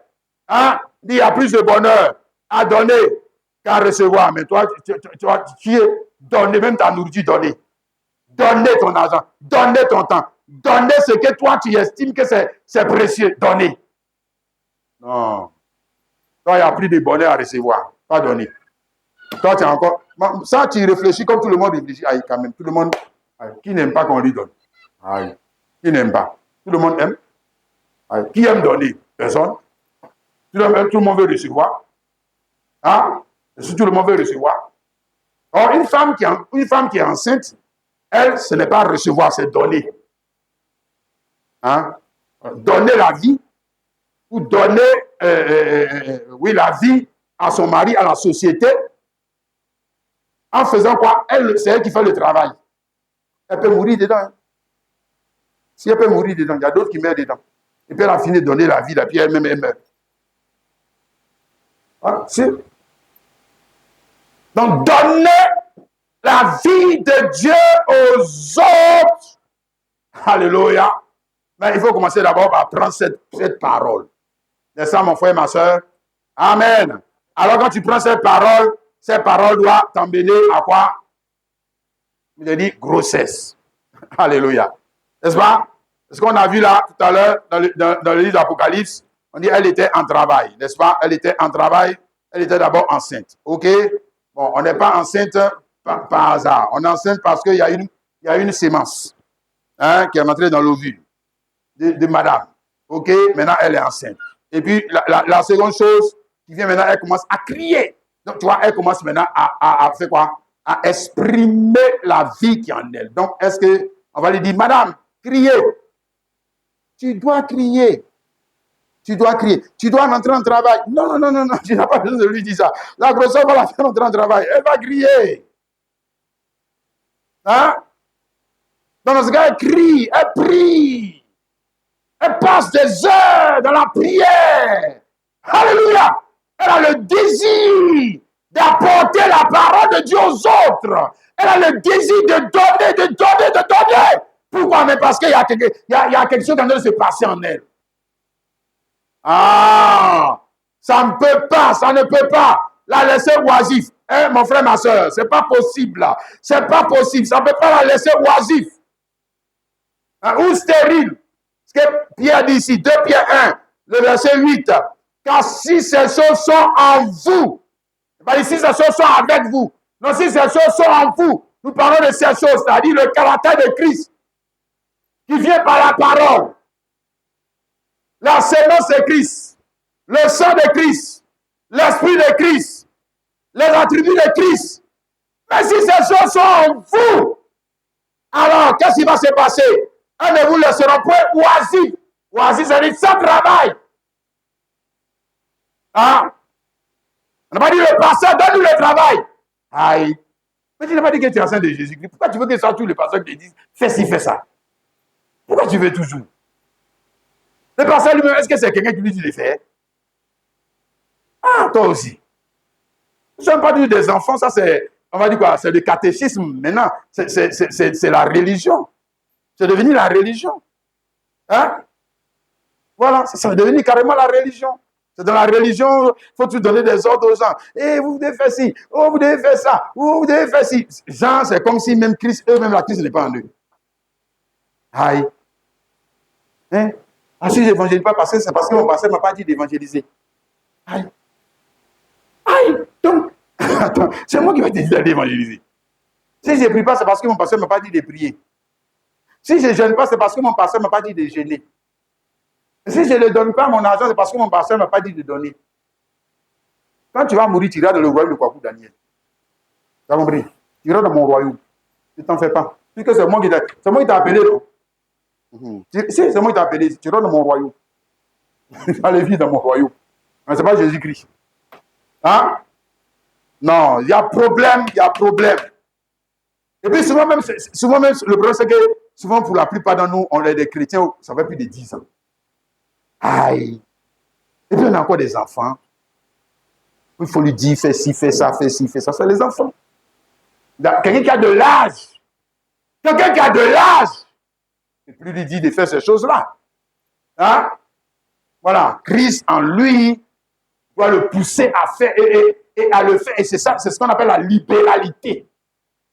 Ce n'est plus par contrainte. Hein?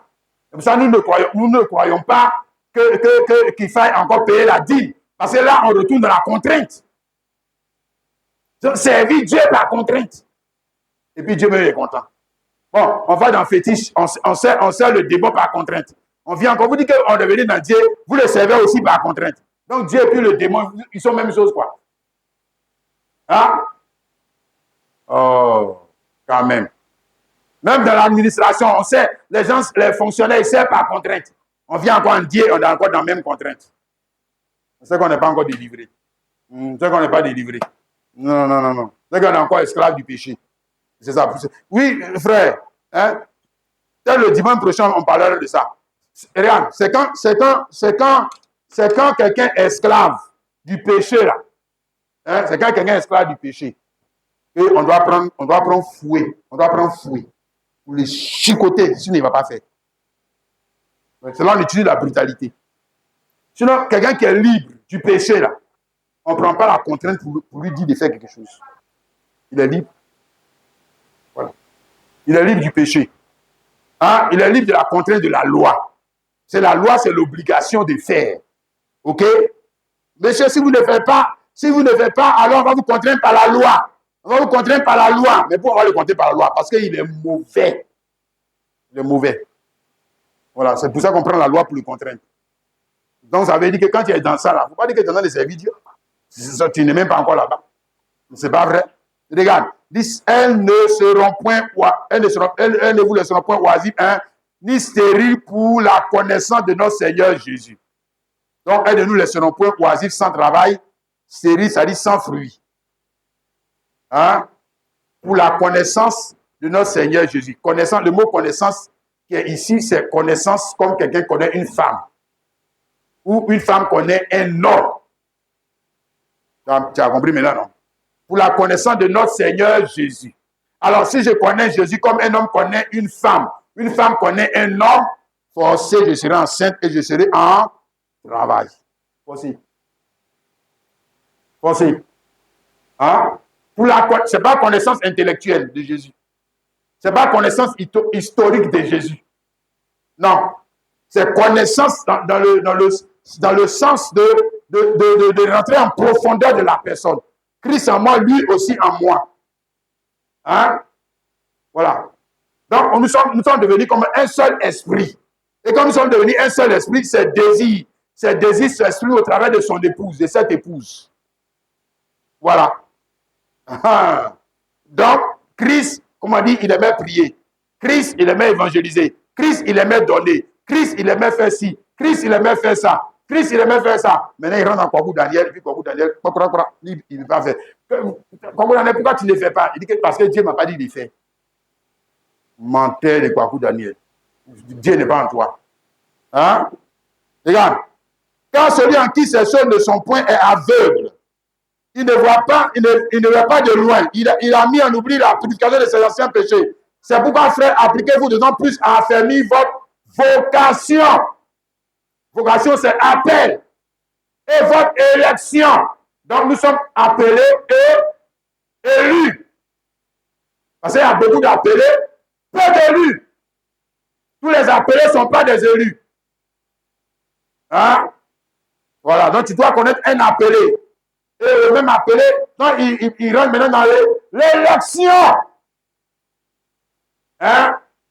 Pour faire quoi? Porter les fruits de la semence. Alors, dans ce cas-là, tu vois qu'il n'est pas oisif ni stérile. Non, ce n'est pas possible. Que le souci de Jésus devient son souci. Chercher premièrement le royaume de Dieu, sa justice. Ça va devenir son souci. Oui. Et quand il ne le fait pas, quand il ne, comme il dit, quand il n'arrive pas à bien le faire, il est triste. Hein? Même s'il a mangé poulet, il est triste. Ah oui. Même s'il vient d'avoir promotion, il est triste. Pourquoi? Mais parce qu'il n'arrive pas à rendre le véritable service. Mais servir à Dieu, c'est ce que Dieu attend de toi, Église. Mais que tu portes sa semence et tu travailles pour faire quoi? Pour lui rendre un fruit.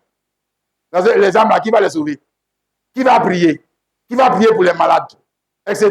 Qui va les faire? Mais celui qui porte la semence, lui, il sera en travail. Hein? Mais celui qui ne porte pas la semence, lui, il a un souci pour lui-même. Il a un souci pour lui-même. Il a toujours un souci pour lui-même. Oh. Et puis il dit à Dieu, Dieu, tu ne me vois pas. Dieu, tu ne me vois pas. Tu ne me vois pas. Hein? Dieu, tu ne me vois pas. Voilà, c'est comme ça. Voilà. Et il y a comme les païens.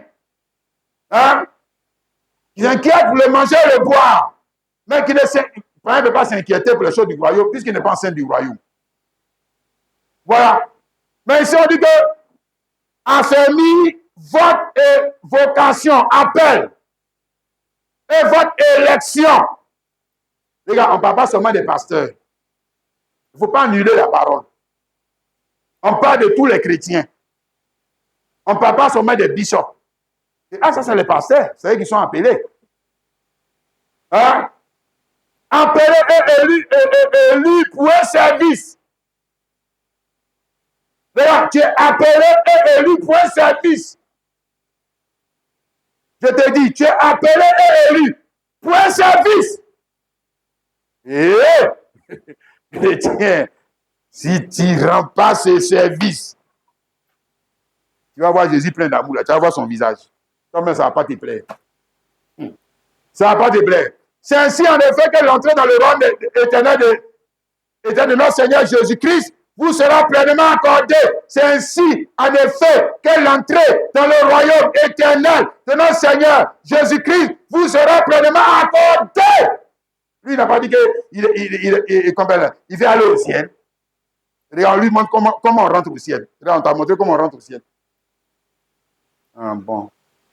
Il dit qu'il s'en va au ciel. Tu te demandes dans quel ciel? Tu ne veux pas servir Dieu, tu te demandes dans quel ciel? Hein? Tu as un problème. Regarde, Matthieu 25. Matthieu 25, ici, à partir du verset 18. Matthieu 25, verset 18. Il dit ici, celui qui n'avait reçu qu'un talent alla faire un creux dans la terre et cacha l'argent de son maître. J'ai pris celui-là particulièrement parce qu'il révèle l'état de la plupart des chrétiens, les états de la fin. Hein? Et là où il a mis l'argent. Hein? L'argent de son maître ici, ça veut dire que Jésus a donné l'argent comme ça. On parle de la sémence. L'argent de son maître, ça dit le bien de son maître. La sémence de son maître. Hein? Moi, je n'ai jamais vu de ma Bible, Jésus a déjà dit de distribuer l'argent aux apôtres. Ce n'est pas de ça qu'on parle. Voilà. L'argent de son maître, lui, son argent là. Lui, le maître était riche en quoi? Dans la sémence. Donc, l'argent de son maître, il a caché l'argent de son maître dans la terre. Tu as vu où il a mis la parole? Hein? Chaque fois qu'on prêche, la parole, là, lui, il ne met pas ça dans son cœur. Il met dans la terre, c'est-à-dire qu'il laisse tomber. Voilà. Dans la terre, ça veut dire quoi? Il laisse tomber. On prêche, il laisse tomber. Il prêche, il laisse tomber. Mais si c'était l'argent, là, est-ce que lui va laisser tomber? Lui, il aime trop l'argent, il ne peut pas laisser tomber l'argent. Non. Mais la parole, il laisse tomber. La parole, on prêche. Ici, là, c'est pas le maître, le problème, c'est pas le maître. Le problème, c'est le serviteur. Hein? Non. Il presse mal. Il ne presse pas bien. Comment ça, il ne presse pas bien? Si, il presse bien. C'est une bonne semence qu'il a donnée à ce monsieur. Mais lui, il laisse tomber. C'est un profane. Hein? Il ne connaît pas la chose de valeur. Voilà. Si on lui avait donné l'argent, vrai l'argent, il ne va pas laisser tomber. Il ne va pas perdre ça. Jamais. Hein? Là, quand il quitte ici, on lui dit, frère, tiens 1 million. Quand il quitte ici, là, il s'en va bien cacher ça, bien garder ça. Et puis, où est l'argent? Il ne va même pas dire, hey, où il a mis? Il sait où il a mis. Ok, c'est l'argent. Oui, si. C'est un adorateur de fétiche. Ce n'est pas un adorateur de Dieu. Il n'adore pas la sémence. Il adore l'argent. Hein? Vous ne pouvez pas dire qu'il adore lui-même. Hein? Frère, où est-ce que tu as mis la sémence de Dieu? Où est-ce que tu l'as mis? C'est ça le problème. Où est-ce que tu as mis la sémence de Dieu? Où tu as mis la sémence? Dans ton cœur? Ou bien tu l'as laissé tomber? Tu la gardes dans ton cœur? Je garde ta parole dans mon cœur. Pour ne pas pécher contre toi. Mais lui-même, il a laissé tomber la parole. Lui-même, il est parti. Donc, il s'en fait quoi maintenant? Quand il est parti, il s'en fait quoi? Il n'a pas la grosseur de la sémence. Donc, il s'en fait quoi? Il s'en travaille pour lui-même. Est-ce qu'il a le temps pour dire? Voilà Férié qui va venir là. Tu vas voir ce qu'il va faire. Idolâtre. Si, adorateur de l'argent, plus que Dieu. Aimant son plaisir plus que Dieu. Tu crois qu'il va faire quoi? Quand lui a le temps, il fait quoi? Il ne fait pas programme pour aller faire quelque chose de bien à Dieu. Il fait un programme pour faire le bien à lui-même. Un féticheur. Il n'est pas différent des marabouts. Hein? Des sorciers. Hein? C'est-à-dire c'est un destructeur. Oui, c'est-à-dire qu'il est un frein. Il est un frein à l'évolution de l'œuvre de son maître. Si. C'est pour ça que quand le maître est venu, il a traité quoi? Serviteur, il a appelé serviteur méchant et paresseux. Oui. Parce qu'à cause de lui, les autres ont fait fructifier les biens de son maître. Ils ont travaillé pour fructifier les biens du maître. Lui, il est un blocage à l'œuvre de son maître. Ouais. On dit que c'est le diable. Chasser les démons, c'est lui on doit chasser. Il est plus dangereux que le diable.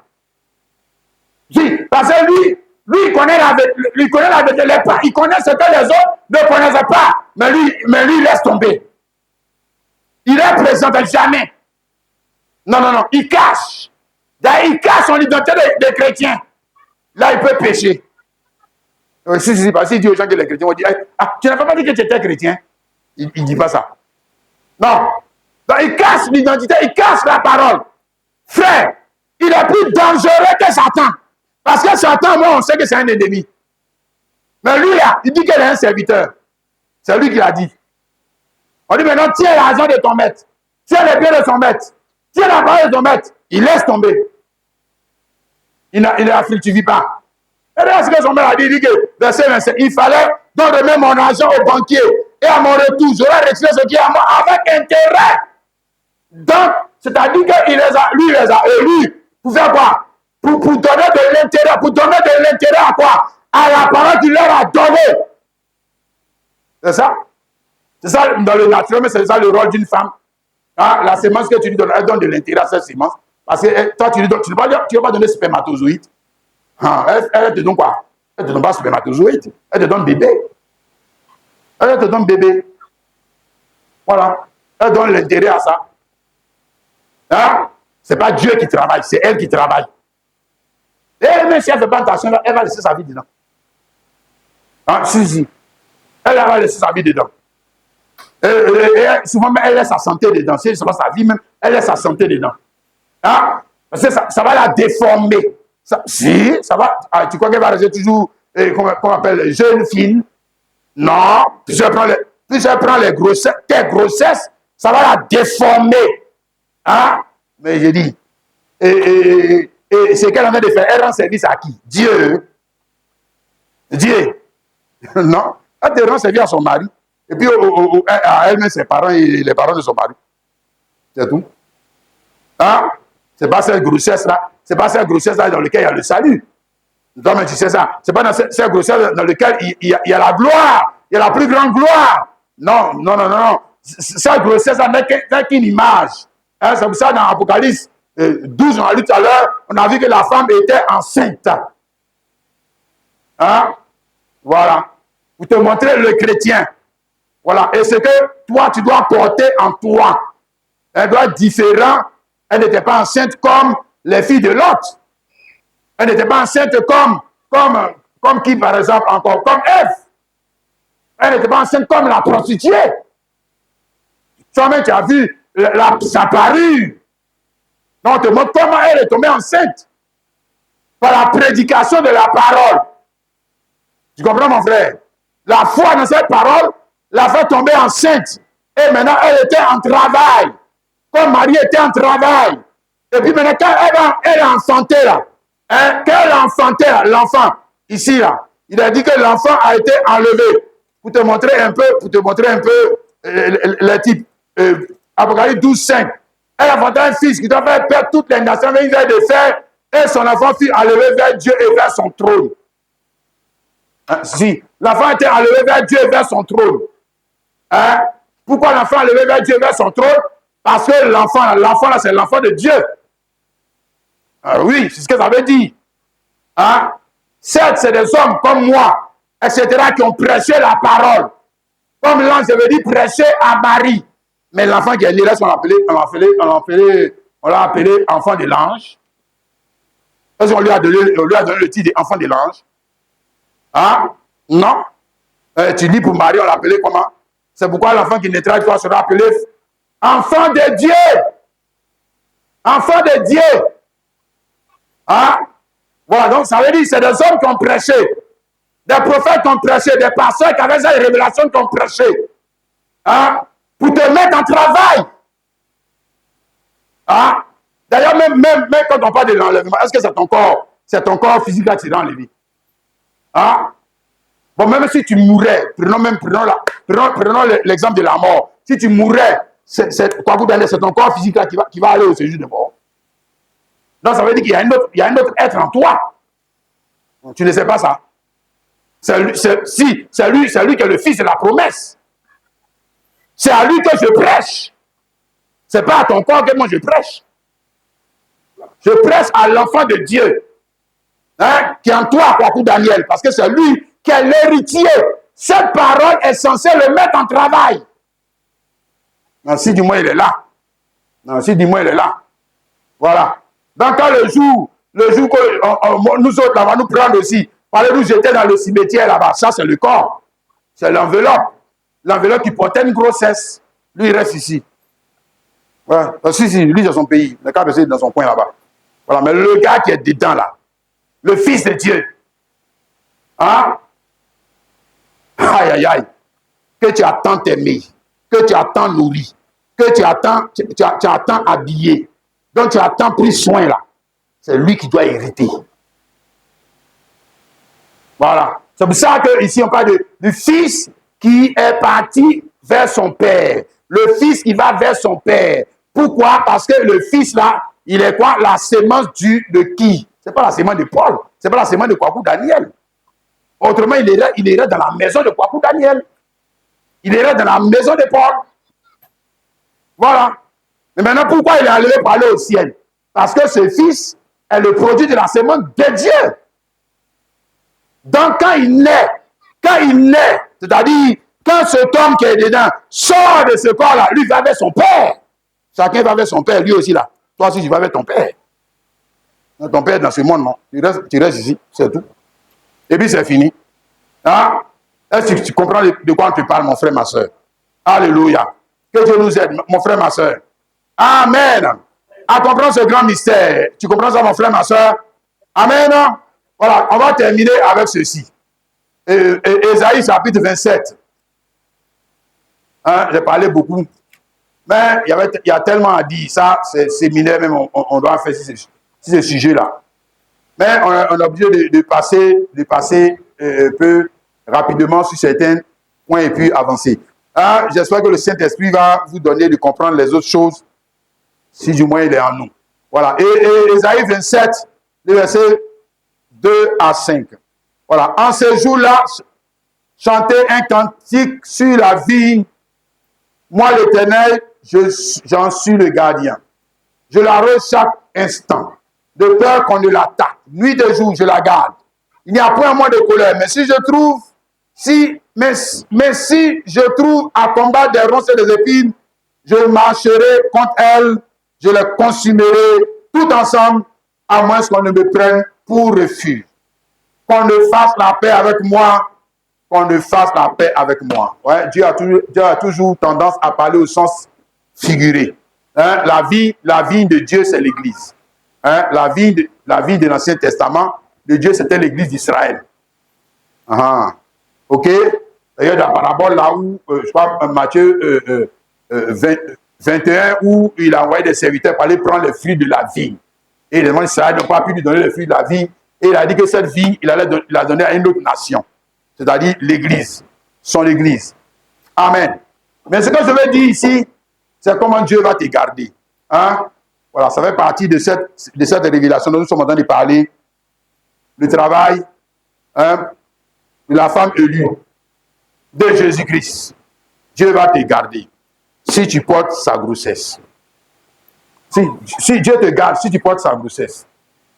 Dieu va te protéger si tu portes sa grossesse.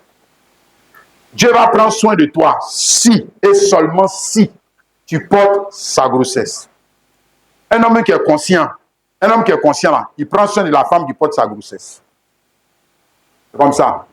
Elle ne peut pas dire, pourquoi tu ne me gardes pas? Pourquoi tu ne me protèges pas? Pourquoi tu ne prends pas soin de moi? Mais je vais prendre soin de toi, ou je dois, c'est comme une obligation de prendre soin de toi quand il y a une grossesse. Ah, aïe, aïe, aïe. Alléluia. Alors toi tu dis, frère, Dieu protège-moi. Mais quelle est la raison pour laquelle Dieu doit te protéger? Dis-moi, quelle est la raison? À cause de toi, Dieu protège ma maison. Dieu protège ma voiture. Dieu protège mes enfants. Bon, Dieu, lui, il a quel intérêt à te protéger? À te défendre. Et à te garder. Quel est l'intérêt? Hein? Quel était l'intérêt pour Dieu de protéger Marie et puis Joseph? Hein? Et puis d'ailleurs, le diable, pourquoi va-t-il s'en prendre à toi? Hein? Quand tu portes, lui, sa grossesse. Pourquoi va-t-il s'en prendre à toi? Il va faire quoi avec toi? Des sorciers. Ils vont faire quoi avec toi? Hein? Quand tu ne portes pas la grossesse de Dieu. Non, c'est quand tu portes la grossesse de Dieu que le diable t'attaque. Hein? On a vu avec Hérode. Que Hérode, il s'est pris à Marie et Joseph. Ici même dans ce texte de l'Écriture, Apocalypse 12, le verset 4, il a dit, ça, on parle ici du diable. Bon, le verset 3, il est aussi paru encore dans le ciel, et voici un grand dragon rouge, ayant 7 têtes et 10 cornes, et ces 7 têtes, et sur ces 7 têtes, 7 diadèmes. Sa queue entrait le tiers des étoiles et les jetait sur la terre. Le dragon s'était devant la femme qui allait enfanter afin de dévorer son enfant lorsqu'elle l'aurait enfanté. Donc le dragon, c'est le diable. Et le diable n'attaque pas n'importe qui. Il va faire quoi avec toi? Si tu ne portes pas la grossesse. Mais surtout, Dieu, lui, va aussi te défendre. Pourquoi? Hein? Nous voulons tous la protection de Dieu. On veut tous que Dieu puisse nous sécuriser. Mais Dieu va te sécuriser pourquoi? Dieu va te protéger pourquoi? Quand en toi, il n'y a pas la grossesse de sa parole. Pourquoi te protège-t-il? Pour gagner quoi? Hein? Dieu prend soin de ce qui est à lui. Je te répète, Dieu prend soin de la grossesse dont il est l'auteur. Ouais. C'est comme ça que Dieu protège la vie d'un homme. Ouais. Parce qu'il protège aussi sa parole. Parce que cet homme est l'incarnation de la promesse. Dès lors que tu portes la grossesse, hein, comme Marie, comme Joseph, comme Abraham, comme toute la Bible, les hommes qui étaient l'incarnation de cette parole, malgré les hauts et les bas, Dieu était dans l'obligation de pouvoir à leurs besoins. Pourquoi?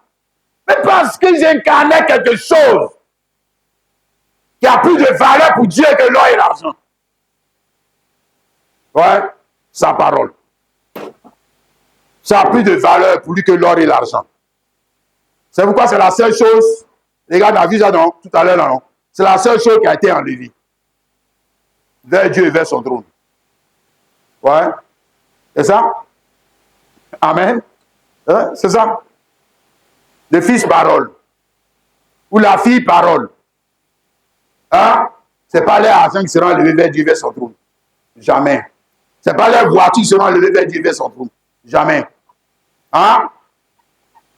Mais le fils ou la fille qui a gardé la parole, malgré les douleurs de l'enfantement que cette parole produit. C'est-à-dire, cette grossesse produit. Et il n'y a pas grossesse sans douleur de l'enfantement. Hein? Mais ça fait partie du bonheur de la femme. Ça fait partie de la réussite de la femme. Ça fait partie de la prospérité de la femme. Ça fait partie de la bénédiction de la femme naturelle. Mais ça devient encore plus grand quand tu portes quoi? La sémence relative à la vie de Dieu. Là, le bonheur est plus grand. Hein? Ouais. Alléluia. Amen. Si, les frères chrétiens. Parce que tu portes en toi la vie impérissable. L'or impérissable. L'argent impérissable. Les vêtements impérissables. Tout est déjà en toi. Tout est déjà dans la parole. Tout est déjà dans la promesse. Ça dépend, frère, mon frère, ma soeur. La semence est en toi. Ça dépend. Ça dépend de toi-même. Ça dépend de toi-même. Quelle sémence tu as laissé tomber en terre et puis quelle sémence tu as mis dans ton cœur. Parce que souvent, il faut laisser tomber en terre l'argent. Souvent, tu ne peux pas prendre les deux. Souvent, tu ne peux pas. Ah, si. Ah, c'est ce que Jésus a dit. Hein. C'est Jésus mais qui l'a dit. Voilà. Celui qui veut me suivre, qui n'ait son père, qui n'ait sa mère, qui n'ait lui-même sa propre vie, ne peut pas être mon disciple. Ah, si c'est parce que souvent, on ne peut pas prendre les deux. Hein? Si souvent, plus on avance dans la connaissance de la personne, hein, on avance dans la profondeur, on commence à pénétrer les pensées des autres personnes, plus on meurt. On laisse tomber des choses qu'on aimait, qu'on affectionnait, hein, pour que Christ devienne ma vie. Là, la mort devient un gain. Hein? Le Christ devient ma vie. Aïe, aïe, aïe. Alléluia! Lui, il ne reste pas dans une banque. Il reste en toi. Et puis tu prends soin de la grossesse. Parce que tu sais que c'est cette grossesse qui va te grandir. Tu sais que tout ton avenir dépend de cette grossesse. Tu sais que le service de Dieu dépend de cette grossesse. Tu sais que la vie à venir et future, tous les combats futurs dépendent de cette grossesse. Parce que si tu perds cette grossesse, tu as perdu le combat. Tu as perdu la vie. Hein? Si, tu as perdu la vie. Maintenant, je dis, faut enfanter tous les quartiers d'Abidjan, des Angré. Il faut enfanter plus que Yopougon. Là, tu es plus malheureux, tu ne le sais pas. Il faut avoir tous les jolis garçons d'Abidjan. Hein? Enfanter tous les beaux enfants. Enfanter tous les voyages. Tu as perdu la vie. C'est fini. C'est fini pour toi. Hein? Parce que le jour où Daniel, ils vont aller te mettre au cimetière là. C'est fini. C'est terminé pour toi. Ah oui, parce que les hypocrites des maisons et les traîtres là, ils ne peuvent pas te suivre. Et ton compte en main ne peut pas te suivre. Ce sont des traîtres. Hein? Ils sont infidèles. Ils ne peuvent pas être fidèles jusqu'à la mort. Mais aussi, ils ne peuvent pas. Hein? Ah, le frère chrétien. Ma soeur, mon frère, ne soyons pas des enfants. Hein? Christ en toi l'espérance de la gloire. Alléluia. Mais surtout quand il te met en travail. Alors tu sais que la vie de Christ est rentrée en toi. Oui, si, tu sais que la vie de Christ, parce que c'est des choses que tu avais des difficultés à faire avant. Maintenant, tu commences à trouver plaisir à le faire. Ah, tu sais que Jésus est en train de vivre. Jésus est en train de respirer. Il est dégagé de tous les soucis qui l'étouffaient, qui rendaient infructueuse sa vie. Maintenant, il commence à s'exprimer. Alléluia! Et tu commences à devenir quoi? Une source de bonheur. Partout où tu passes, les gens reçoivent la vie de Dieu. Ils ne reçoivent pas la mort. Ils ne reçoivent pas les critiques. Ils ne reçoivent pas la jalousie, la haine, l'hypocrisie et le mensonge. Tu rends les gens heureux, comme Joseph. Tu rends les gens heureux, comme Abraham. Tu rends les gens heureux, comme David, comme Marie, comme Paul, comme tous les hommes qui étaient dans la continuité de cette vie. De cette vie. De cette vie. De cette vie. Alléluia. Amen. Alléluia. Frère, ils n'ont pas laissé des avenues en leur nom. Ils n'ont pas laissé des maisons en leur nom. Mais pourtant, on parle toujours d'eux. On parle toujours d'eux. Qu'est-ce qu'ils ont donc laissé? Qu'est-ce qu'ils ont donc laissé pour qu'on continue de parler d'eux? Hein? Qu'est-ce que Marie a laissé? Est-ce qu'elle a laissé des avenues en son nom? Est-ce qu'elle a laissé des monuments en son nom? Est-ce qu'elle a construit des stades en son nom? Ça, c'est l'homme pécheur. Il sait qu'il va mourir. Il va faire des stades en son nom. Des ponts en son nom. Comme ça, on va toujours parler de moi. Mais est-ce que les Paul, ils ont fait des ponts en leur nom? Est-ce qu'ils ont construit des maisons en leur nom? Est-ce qu'il y avait des édifices en leur nom? Ils n'avaient pas de tout ça. Ils n'avaient pas besoin de ça. Ils avaient seulement besoin. Ils n'ont même pas construit de cathédrale en leur nom. Ils n'ont pas construit de temple en leur nom. Non! Mais ils ont bâti des vies.